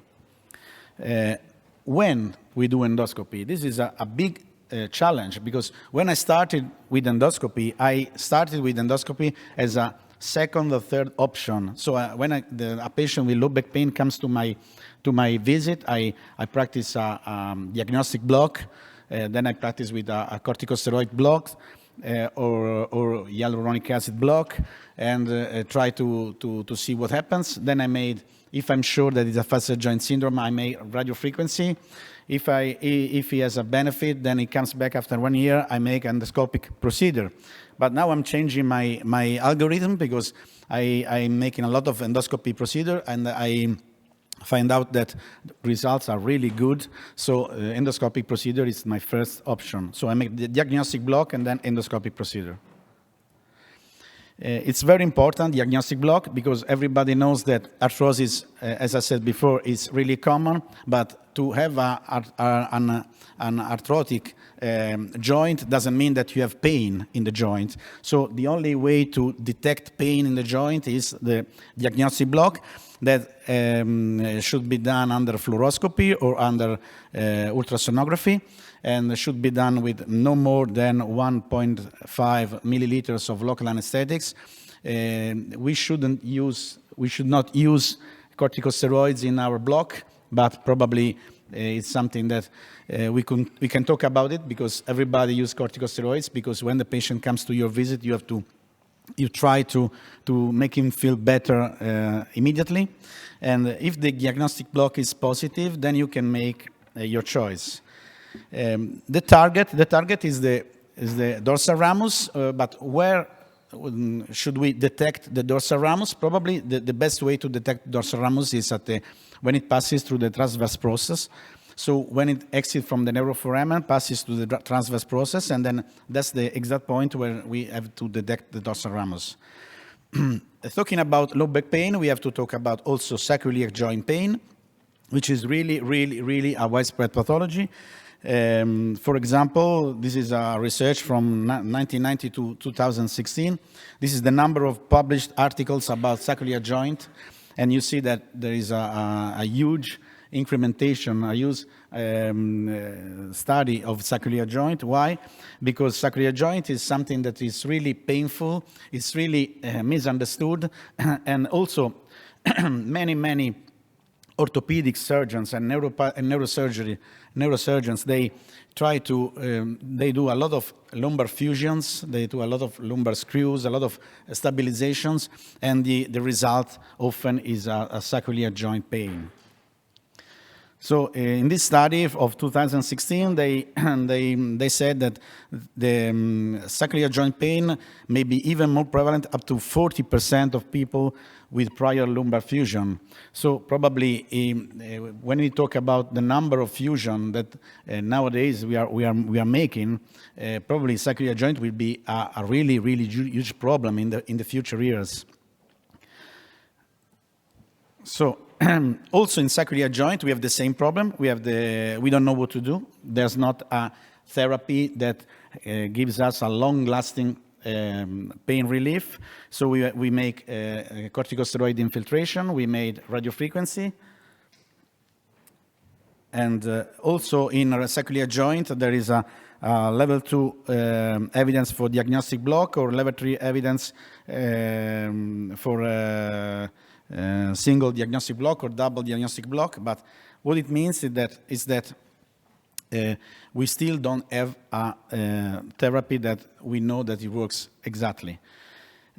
So what can we do? We can perform endoscopy. Endoscopy is something really strange for a pain therapist. When I started, it was something strange because it's a surgical procedure. It's not a mini-invasive procedure. Okay, it's a mini-invasive procedure, but we have to use the knife, we have to use the endoscope, so we need the operatory room. So it's something that brings us on surgical field more than pain therapist field. This is the various indication, but what is important to say is that our target is the transverse process, so we have to find the transverse process using fluoroscopy. Then we reach the target with gradual dilation, so we use the Seldinger technique. Then we put the endoscope. Once we put the endoscope, we have to look for the nerve, and then we have to coagulate or cut the nerve, looking at the nerve. So this is an neuroanatomy or an cadaveric image. So we see the transverse process, and the dorsal ramus is the small ramus that is indicated by the arrows. But I have more beautiful images. So our target is the dorsal ramus. Our target is the dorsal ramus that passes from the foramen and goes to the facet joint. So the red line is the dorsal ramus pathway. It's not so easy to see the nerve. It's not so easy to have an anatomic detection of the nerve the first time that we make endoscopy, because there are a lot of structures in our body. So probably the first mistake that we make is to create a confusion between the mammillary transversus ligament and the dorsal ramus, which are quite the same in looking in endoscopy. So we have to put the cannula, we have to make a small skin incision, put the cannula in the transverse process, and then with radiofrequency probe, we make a neurotomy. It's important to say that from the same access point, we have the possibility to make 2 or 3 articular process. So this is what we see in endoscopy. It's the first image is quite frightening because we don't see anything. When we put the cannula, we just see fat tissue. When we start to remove the fat tissue, something is getting, the field is getting clearer. We continue to remove fat tissue. Also, the field is getting clearer. At the end, we start to see all the neural structures, all the structures, and at the end once the field is clear, this is what we see. This is bone. We feel bone contact.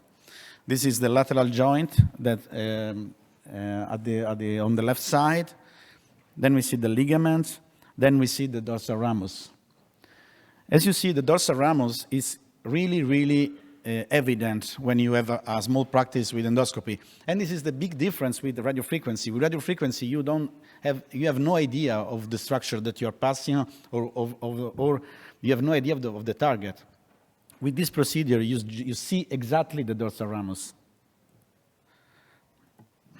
So this is the cannula. This is the dorsal ramus. This is the dorsal ramus that you can move with the cannula, and then you coagulate the ramus. This is a video of the cannula that is cutting the dorsal ramus, which is the white one at the center of the screen. And also for sacroiliac joint, our target is the sacral nerves, the same target of radiofrequency, so the sacral nerves that exit from the sacral foramen and goes to the articular space. So this is our target. And we have to know that sacroiliac joint is innervated also by L3, L4, and L5 nerve roots. And this is the articular nerve from the sacroiliac joint. So it's really important to say that this is a surgical procedure. It's made by local anesthesia plus mild sedation. It's not made by local regional anesthesia. It can be made also under general anesthesia. I don't make general anesthesia because it's not necessary. We presented an article in Dublin, the WIP 2018, and then we made a publication in 2020. And we've seen the effects of this treatment on pain, and we found out that the pain the pain relief is stable, and the patient, they don't come back. It's very important to say that endoscopic can be done also in other fields, in other structures, and this is something that we are it's a challenge. It's not something that we can make on large scale, because it's I'm trying to do these things. I'm trying to do the endoscopy in dorsal root ganglion stimulation. So what we do with the radiofrequency needle, with the Coudet needle, is I try to make with endoscopy, and the objective is to see the dorsal ganglion. So we make a stimulation of the ganglion, looking at the ganglion itself. So this is a video with the big white ball is the dorsal ganglion, as you see at the center of the screen. Once I reach the dorsal ganglion, I put the radiofrequency catheter and I stimulate the ganglion looking at it. Another possible approach is in hip joint pain. Everybody knows that radiofrequency is a possible therapy in hip joint pain, the denervation of the femoral and obturatory nerve at the hip pain, when there are patients with hip pain that with no surgical indications. But there is concern remain about how long does it last.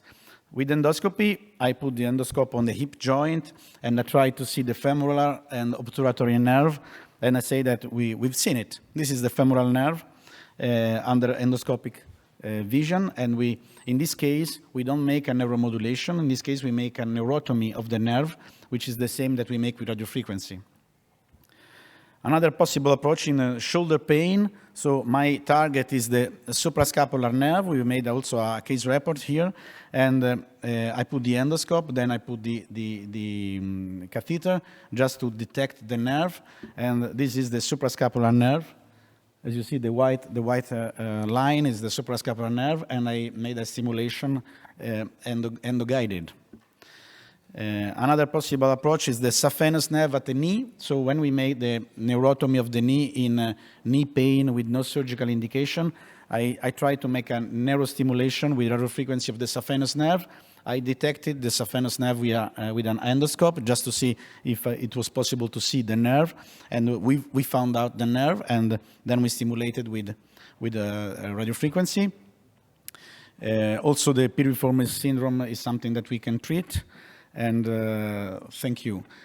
Just a conclusion to say that probably the last slides, they're a bit, as I said before, a bit challenged because saphenous nerve can be seen easily with ultrasound guide, so it's not necessary to do endoscopy. Also, the suprascapular nerve can be seen under ultrasound guide, so probably it's not necessary to perform endoscopy. But in my opinion, if you want to put a continuous nerve stimulation, probably with endoscopy, you have a better vision and you are sure about where you are treating and what you are doing. Thank you.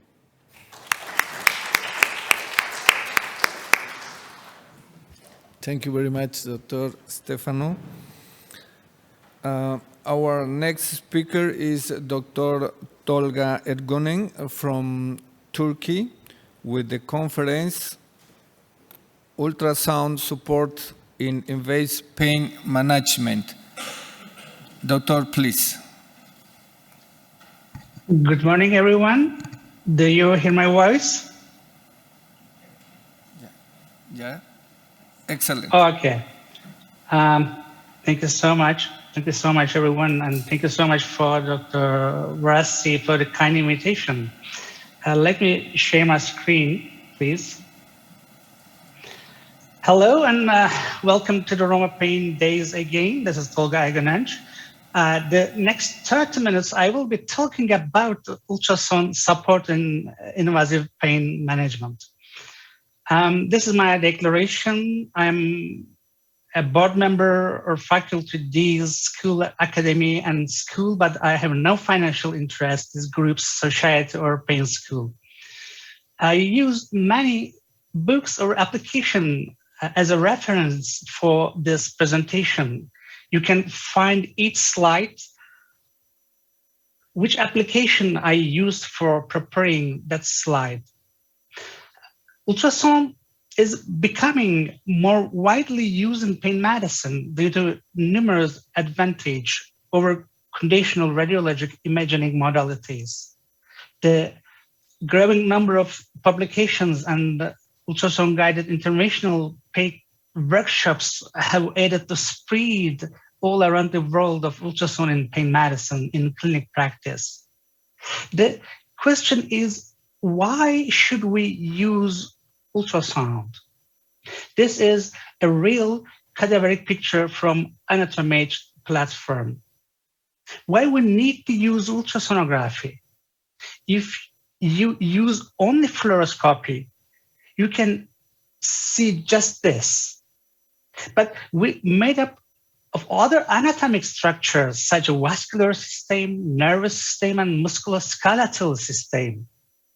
So we need to use ultrasonography. It's very important. Ultrasonography can be used in pain medicine as a diagnostic tool, or you can use the guidance for interventional procedures. Mainly 3 groups of procedures can be performed with ultrasound guidance: neuroaxial injection, nerve management, and musculoskeletal pain management. Let's start with neuroaxial procedure. This procedure can be performed under ultrasound guidance or assistance. But some of these procedures need to be confirmed by fluoroscopy, such as periradicular nerve root injections. You can see in the slide cervical spine interventional procedures, which are feasible under ultrasonographic guidance. And these blocks and injections can be applied under ultrasound guidance at the thoracic level. You can see all neuroaxial procedures that you can perform with them ultrasound guidance. Let's look interventional nerve procedures which are possible for ultrasound guidance. Intra or perineural chemical ablation or radiofrequency ablation can be performed easily under ultrasonographic guidance. You can insert peripheral nerve stimulator with ultrasound assistance. Hydrodissection is one of the most procedure I do with ultrasonography. Peripheral nerve diagnostic block or pulse radiofrequency or conventional radiofrequency is other procedure you can achieve the best result with ultrasound guidance. Interfacial blocks are very popular nowadays, which you can do all of them performed with ultrasonographic guidance. My favorite section is musculoskeletal pain procedures. Ultrasound is the best way of doing intra-articular injections and periligamentous, peritendinous injections. Fenestrations and barbotage can be performed real-time under ultrasonographic guidance. All ultrasound-guided procedures are together in this slide. Again, I would like to ask, why should we use ultrasonography? Because it's non-invasive and safe. You can find it everywhere. It's quick accessible and widely used. It's very practical due to portability. The most important thing, in my opinion, is no radiation risk. Also, it gives us real-time guidance. And it's low-cost modality when compared with other imaging modalities. Isn't there a limitation of the ultrasonography? Yes, of course, there is. The learning curve is steep. Competency takes time and takes a lot of practice. As the target tissue depth increases, the resolution decreases. And artifacts are another limitations.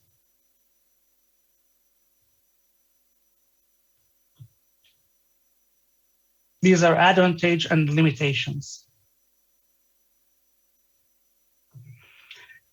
This is a good review was published in the Indian Journal of Pain by Rajendra Saho and Philip Peng. This is a good table in this review, address comparing radiological guidance modality in pain medicine. You can compare.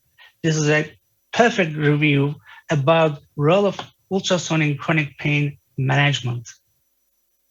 I want to reorder this procedure to be most beneficial for using ultrasonography.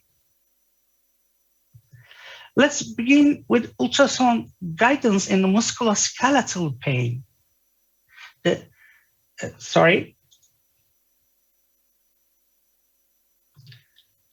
intra-articular injections are most feasible procedure for performing under ultrasound guidance, especially knee joint. When you put your transducer over the suprapatellar area on the short axis plane, you can see this sonogram. Suprapatellar recess is easy way to reach into articular joint of the knee.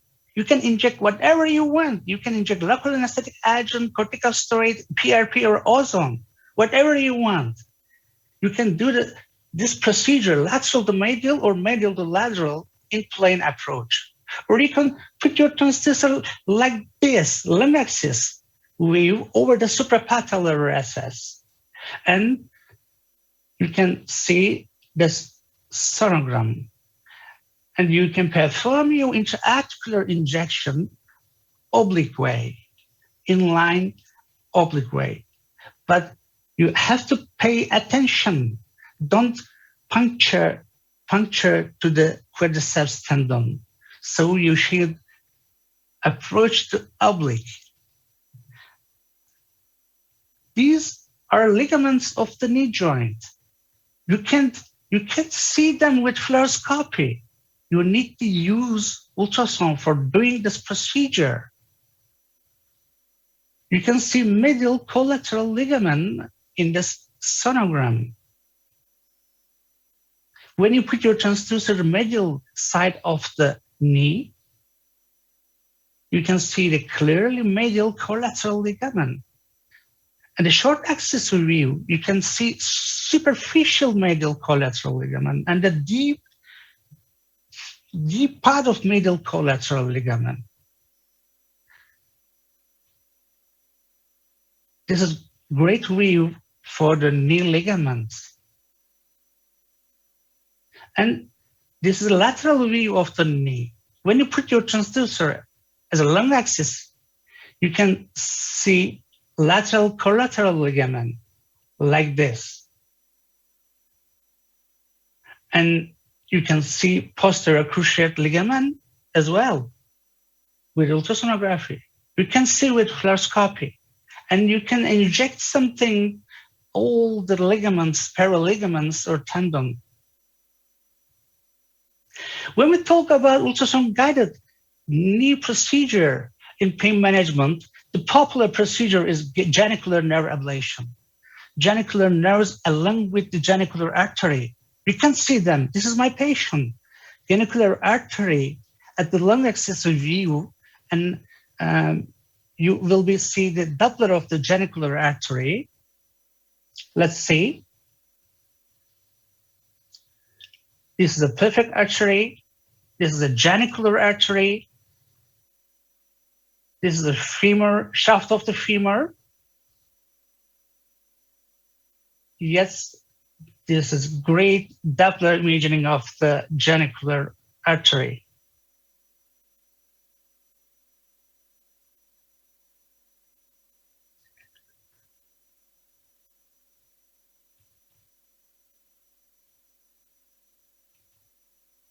All the genicular nerves are close to their arteries. If you find arteries, you can block nerve easily. This is a short axis view of the genicular artery.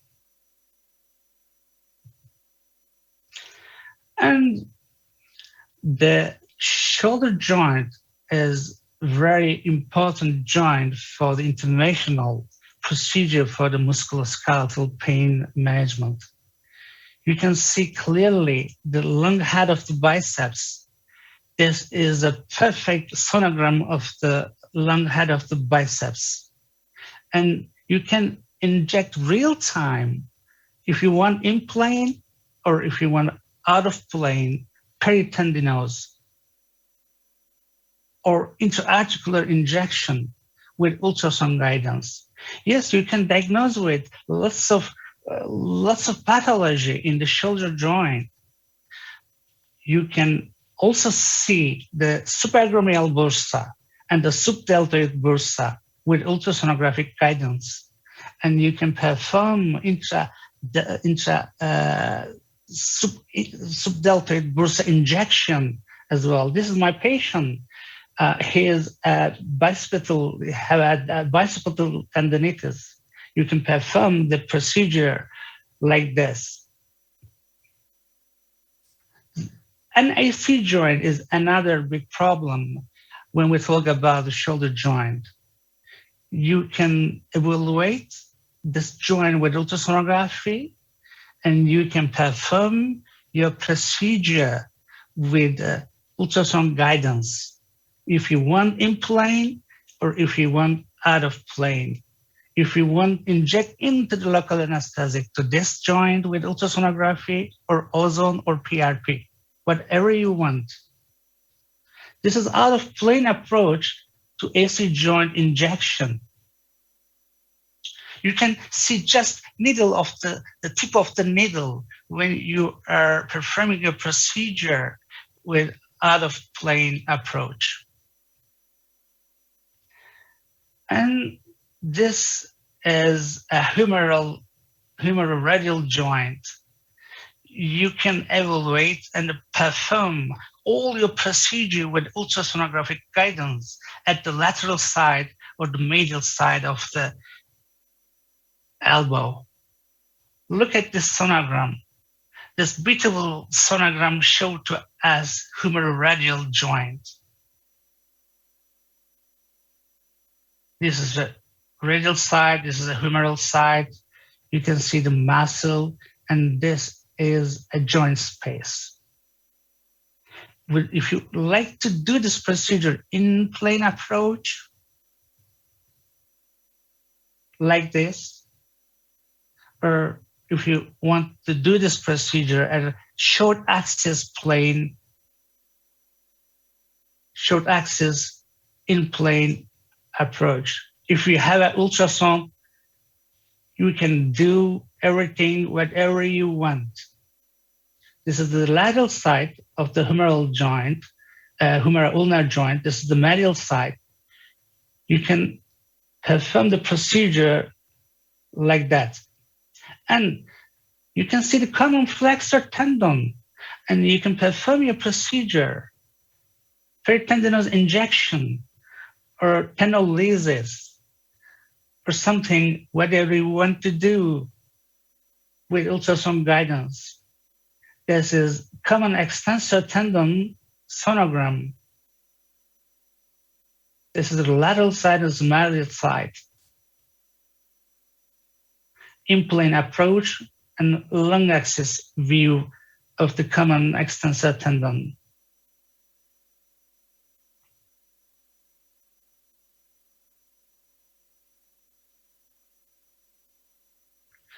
Perfect shape of the bones. You can see all the anatomic structures with ultrasonographic guidance. And nerves. The most important nerves and entrapment of the medial nerve, radial nerve, and other nerves, and ulnar nerve, you can diagnose with ultrasonography, and you can perform your procedure with ultrasonographic guidance. Especially, you can save the entrapped nerve with hydrodissection. This is the ulnar nerve. You can see the ulnar nerve entrapment procedure, hydrodissection. It's my favorite procedure for the entrapment neuropathies, hydrodissection. And sometimes I use ozone dissection.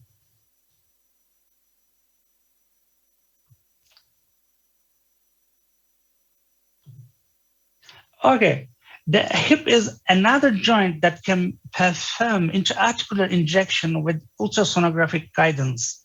You can evaluate important vascular structures with ultrasonography, such as circumflex femoral artery. In this way, you can avoid puncture of the hip arteries while doing intraarticular injections. If you want, you can confirm your needle position and radiocontrast agent dye with fluoroscopy before injecting something. In this review, you can find the current ultrasound-guided technique in chronic pain. Ultrasonography gives us the opportunity to discover novel procedure for pain therapy. An example, my colleagues are described novel procedure for shoulder joint pain, doing by cadaveric study. Dr. Mario Perez and Felice Galluccio published this block, which they call the SHAC block.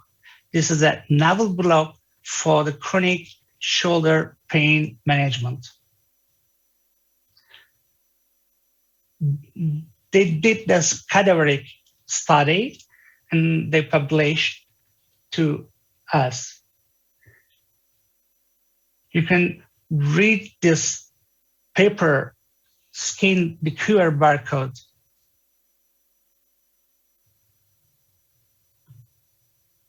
Ultrasound gives us visibility. Look at this sonogram. This is my patient. Suprapatellar recess, my needle. This is ozone injection of the suprapatellar recess. Perfect view, perfect distribution.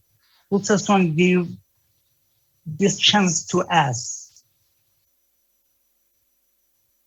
Another injection with ultrasonographic guidance.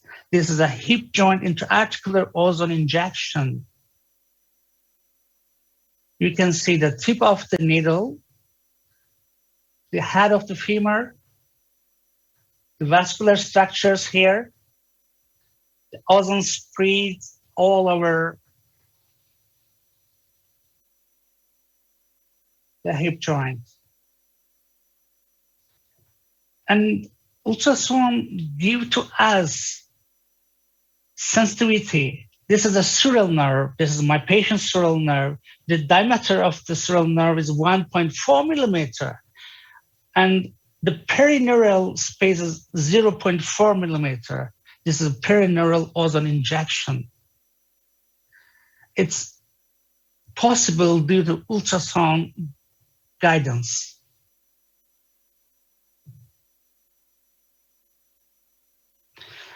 Plain blocks and compartment blocks are easily performed with ultrasound assistance. Nowadays, ESP block is a popular procedure in pain medicine due to easy perform and low complication rate process with ultrasound guidance.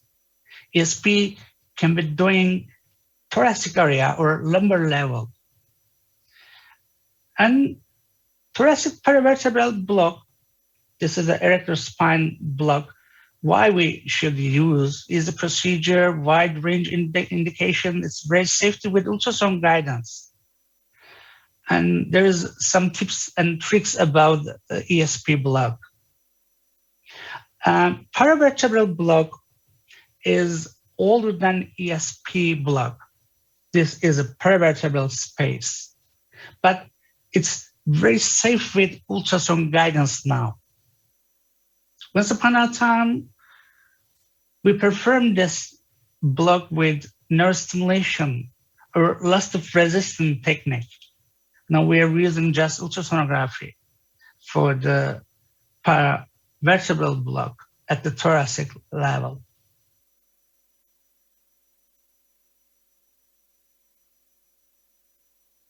This is a parasagittal out of plane technique for the thoracic paravertebral block.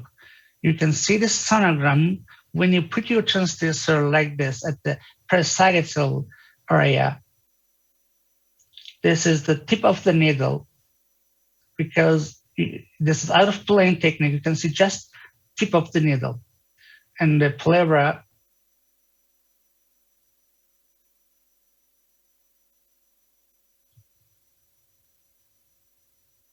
chronic pelvic pain is a challenge, particularly in gynecology. It's possible doing a lot of procedure for chronic pelvic pain, treatment with ultrasound guidance or assistance, such as ilioinguinal and iliohypogastric nerve blocks. You can find these nerves easily with ultrasonography. This is the sonogram when you put your transducer here like this. External oblique, internal oblique, and transverse abdominis, anterior superior iliac spine, and you can find these nerves easily here. And you can block, you can do the pulse radio frequency, etc. This is my model when I was performing a demo. This is the lateral side. The lateral side is the medial side.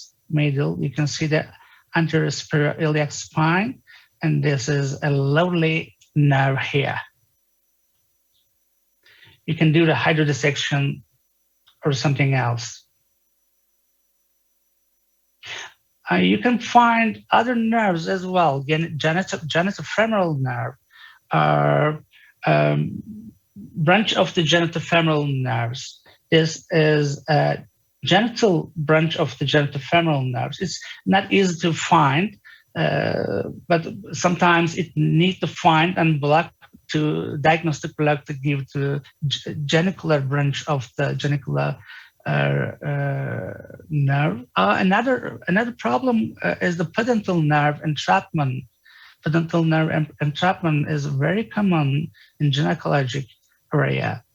You can perform your procedure at the posterior side of the patient, but always performing with ultrasonographic guidance, the pedental nerve block, sciatic nerve block, or performance diagnostic injection or therapeutic injections. We need to know there is lots of vascular structures here.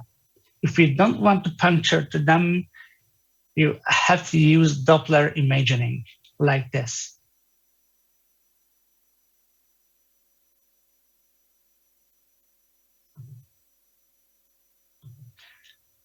Okay, let's look. Neuroaxial injection. My colleague, Dr. Helen, give us some clues. The main question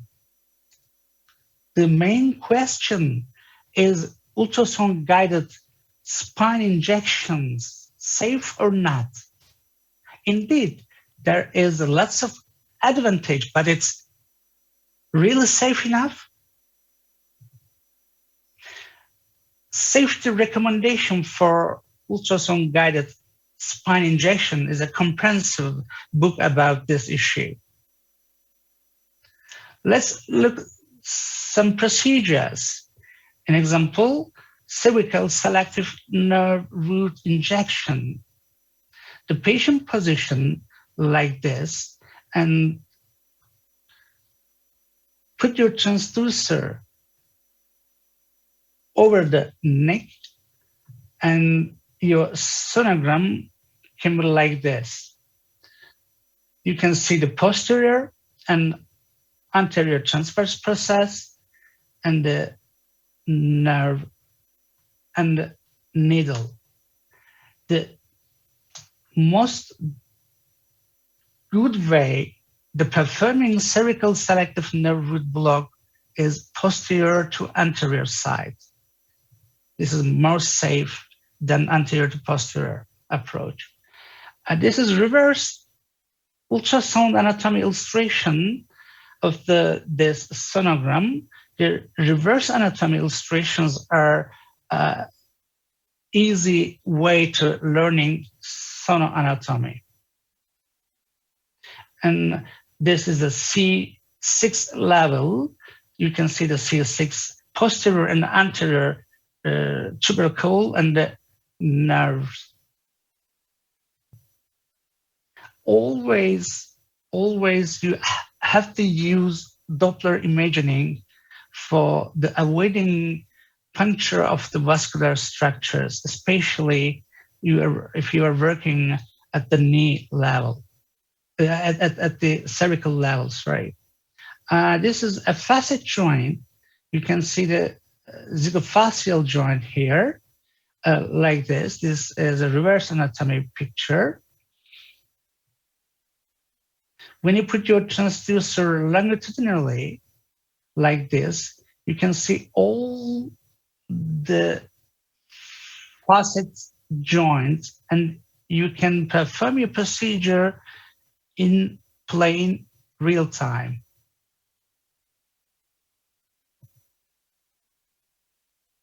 This is out of plane approach to the medial branch block. If you want to perform medial branch block at the cervical level, you can perform your procedure long axis out of plane, anterior to posterior side. Lumbar periradicular injection is need to confirm with the fluoroscopy. You cannot perform only ultrasonographic transforaminal epidural injection. If you're using ultrasound, it's not will be a transforaminal because of measure limitation of the ultrasound. bones and air or gas. This is another review anatomic picture of this sonogram. And this is axial view of the lumbar vertebra. You can see the spinous process and articular process, and the arrows point at the existing nerve root. You can perform your procedure in plain real time, but this is not transforaminal epidural injection. This is periradicular injection. In my daily clinic practice, I always combine with fluoroscopic guidance before injecting local anesthetic agent, confirming with fluoroscopic contrast agent dye. Lumbar facet medial branch block and the lumbar facet intra-articular injection can be performed with ultrasonographic guidance. This is intra-articular injection of the lumbar facet, and this is the median branch block of the lumbar area. These are periradicular nerve injection, and these are facet median branch block and intra-articular injections. Sacroiliac joint injection is easily performed with ultrasonographic guidance, but you need to know you can reach the inferior side of the joint. You can inject your local anesthetic agent or ozone or PRP, whatever you want, superior side or the medial side of the sacroiliac joint. This is the sonogram of the in-plane approach of injection of the sacroiliac area with ultrasonographic guidance.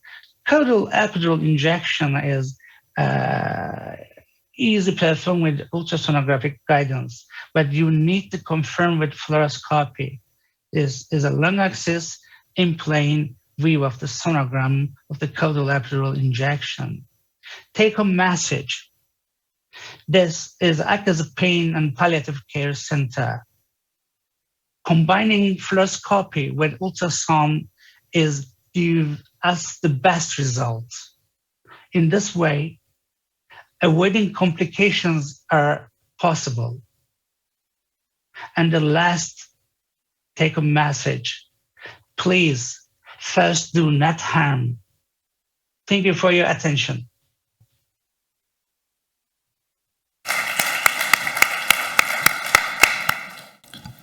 Thank you, Doctor. Please keep with us for any question and answer. Sure. Dr. Amar Salti has important comment of this topic. Please, Dr. Salti. Any question, please, for the speakers? I have a question for different presentations. Is possible to say question? The first commentary and for Eleni Maka is about not the future, the present, the regional analgesia techniques postoperative is necessary to increase more education in, or what is your opinion about that? Because I think this is not only in postoperative use with successful, it's in operative time.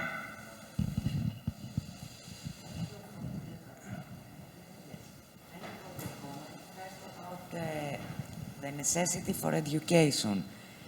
Of course it is necessary, because these techniques are in some countries not mastered at all.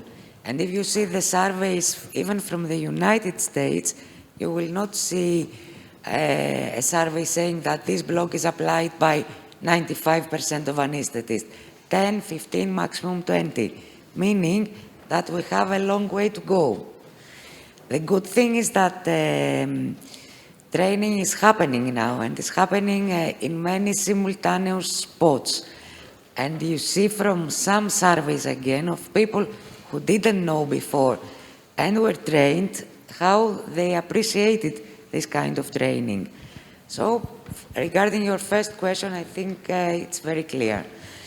About your second question, if we use the blocks intraoperative, the answer is yes. Yes. The answer is yes, in my opinion. Even if the systematic reviews don't say that all blocks save us from chronic post-surgical pain and so on, yes, we have to do it before the surgical incision. This is my personal practice. Yes. And also, even I presented you the literature and we saw that, for example, in knee surgery, which is a very painful procedure, there are institutions and very talented people who do not do it with spinal. They do the anesthetic part, the anesthesia session, with blockade of all nerves related to the knee. And maybe in the future, we will see new meta-analysis with totally different data, because it happened the same with epidurals. Epidurals were gold standards. Nowadays is ambiguous, their, how can I say, their influence on the outcome. And also, let's not forget that we are based on meta-analysis, but we do not have good randomized trials for all the topics that we are interested in. Yes. Maybe and then it's necessary to modify the programs for training in the universities. For example, I am from Mexico, and I working in Mexico City, and now it's very accepted the different technique of the regional anesthesia for surgical procedures, not only for post-operative, but this is the mode, or this is the future, or this is the necessary recommendation to the universities to modify the curriculum in anesthesia. I can tell you my personal experience. It is how many years? I finished my specialty in 2003. I come from Greece. It's not the biggest country all over Europe. And I remember when I was a resident, we did not have the opportunity of learning these things. We had to travel abroad, to go somewhere to master the techniques. Now one can see that even in small countries, these techniques are presented to young people. Yes. And I have another question for Professor Fabricio. Thank you. I described the superior hypogastric plexus block many years ago, and ganglion impart block, and recently I described the transdiscal approach for splanchnic nerves. Specifically in this particular approach, if you evaluate the support, the celiac plexus block versus splanchnic blocks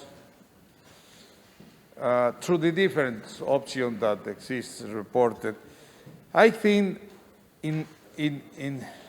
I find and I think best result if used splanchnic interruption way of the innervation, particularly in cancer patients. And the problem in my country is that maybe the people have a different results to obtain through the celiac versus splanchnic, and not have in mind the different anatomical situation in one versus another level. And what is your opinion one by one, the the procedures? Well, thank you very much for your question.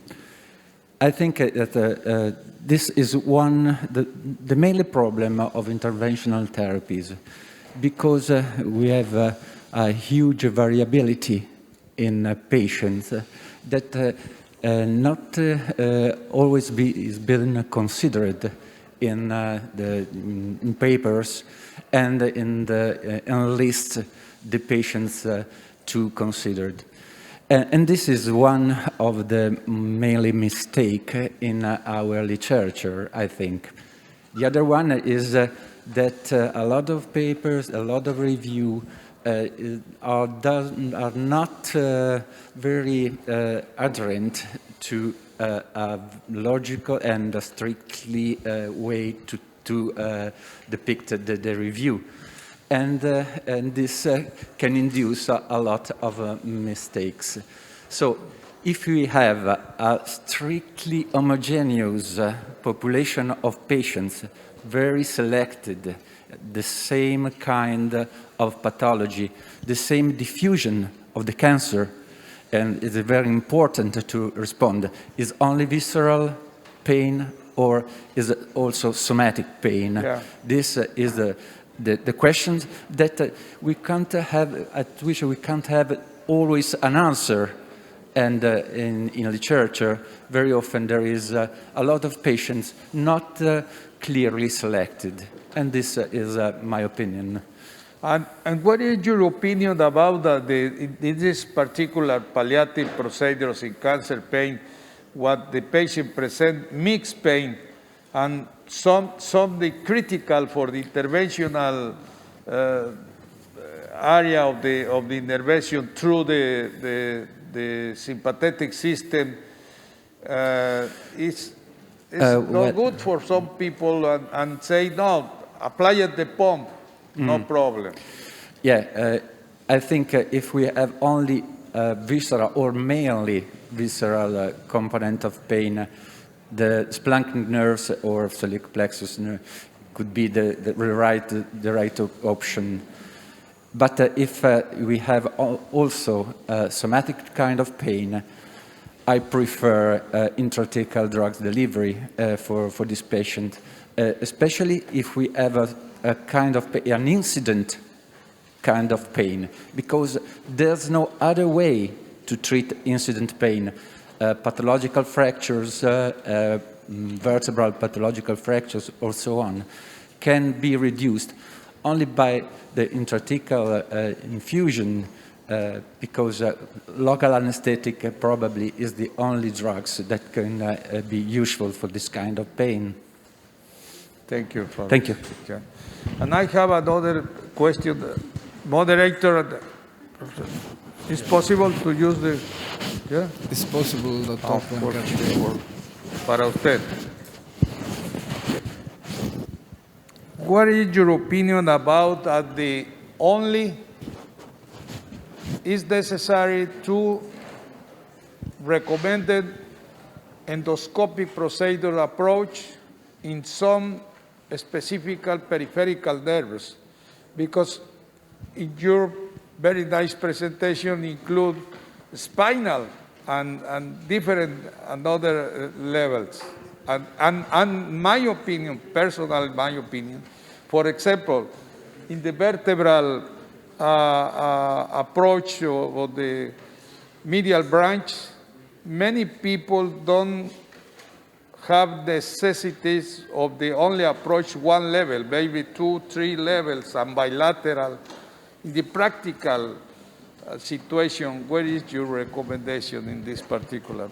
Yes, my recommendation is that probably endoscopy is the gold standard, or should be the gold standard in facet joint or sacroiliac joint treatment, because we now have results. We now have we're starting to have published articles, and we have a good vision of the structure. And a good option is to treat every time 3 articular branches, and so 3 levels, even if you have pain just in one level, because we know that the level the innervation is from the level above and the level up from the articular level. So in that case, in my opinion, endoscopy should be the gold standard.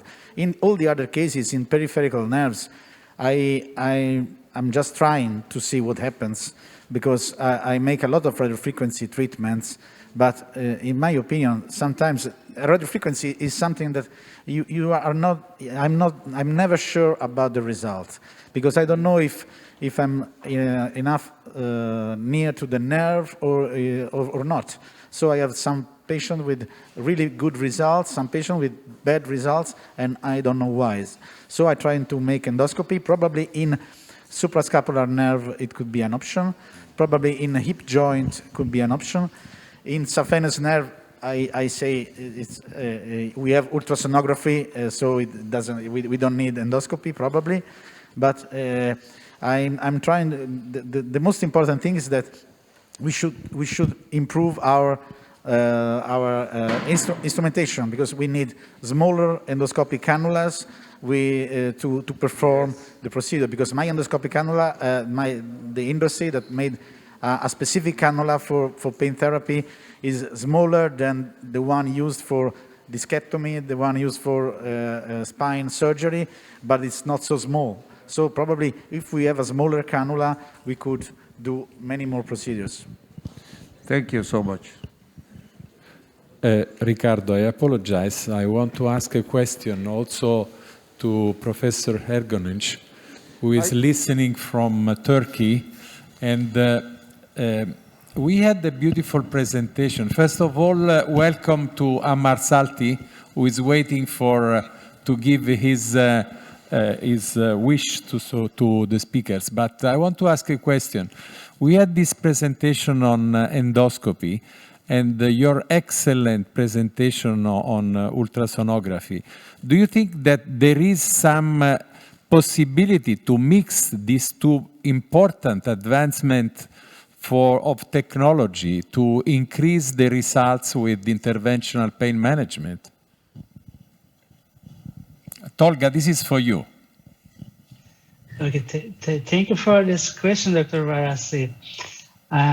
First, I'm really happy to be with you, and thank you again for kind invitation, Professor Varasi.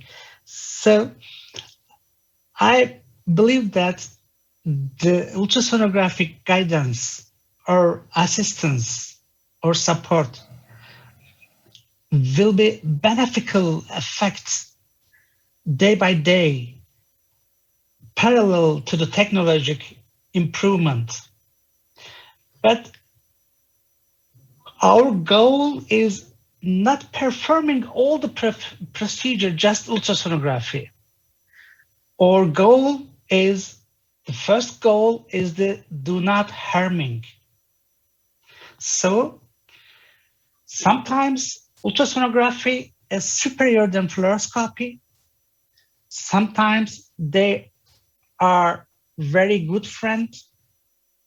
Combining to them is very beneficial for the decreasing some complications. Maybe we can add the third monitoring system, an example, pressure monitoring. Or we can add the fourth system for the nerve stimulation. An example, ultrasound-guided peripheral nerve procedures combining with pressurized monitoring is very safe, and it's safer than just using ultrasonography. It's same as pain medicine. We can use all gadgets for the healing pain for all the patients. Sometimes ultrasonography, sometimes fluoroscopy, sometimes combined with them. But we need to know something. The major limitation of ultrasonography is bone.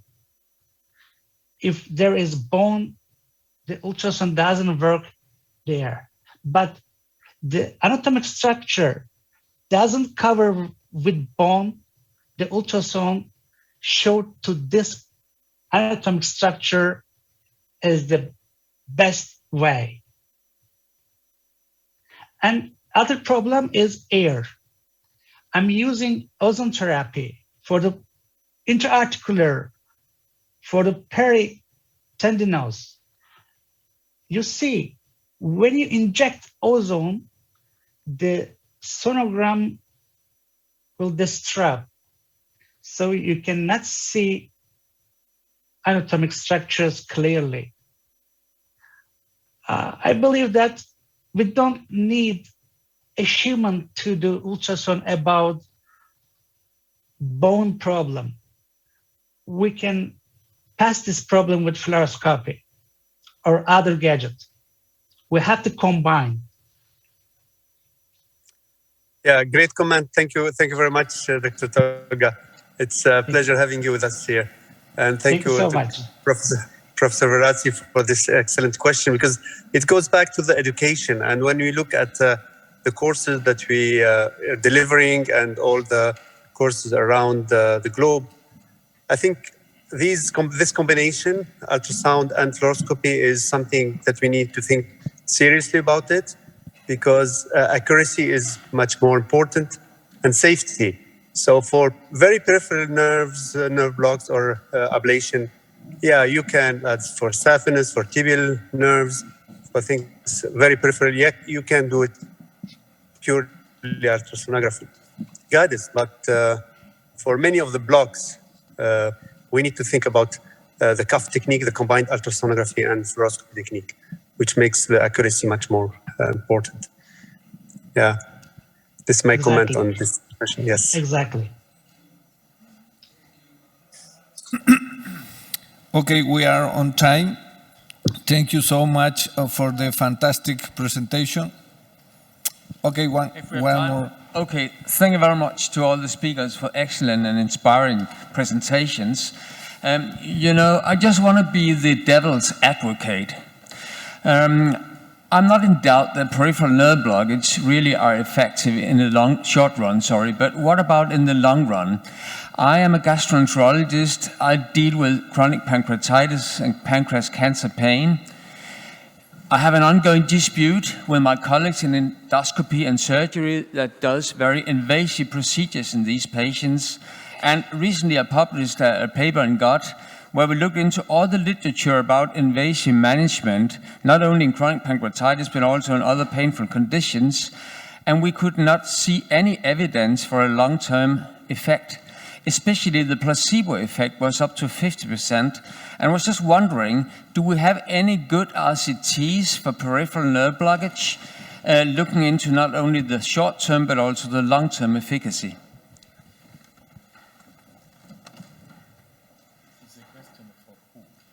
Sorry, it could be a question for the last two speakers, I think.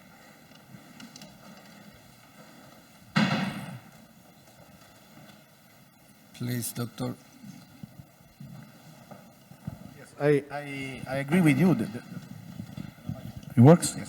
Yes. This is why I'm trying to discover the word of endoscopic procedures, just to see all the structures, to be sure about what I'm denervating, what I'm treating. Probably nowadays, as I said before, our target, our sure and safe target is lumbar facet joint. So we are not talking about other things, cancer pain or other sympathy block or things like that. But probably it would be something that we could do in the future if we have a good instrumentation. Thanks. Thanks so much for fantastic presentation in this session of all our speakers. Please, Dr. Verazzi.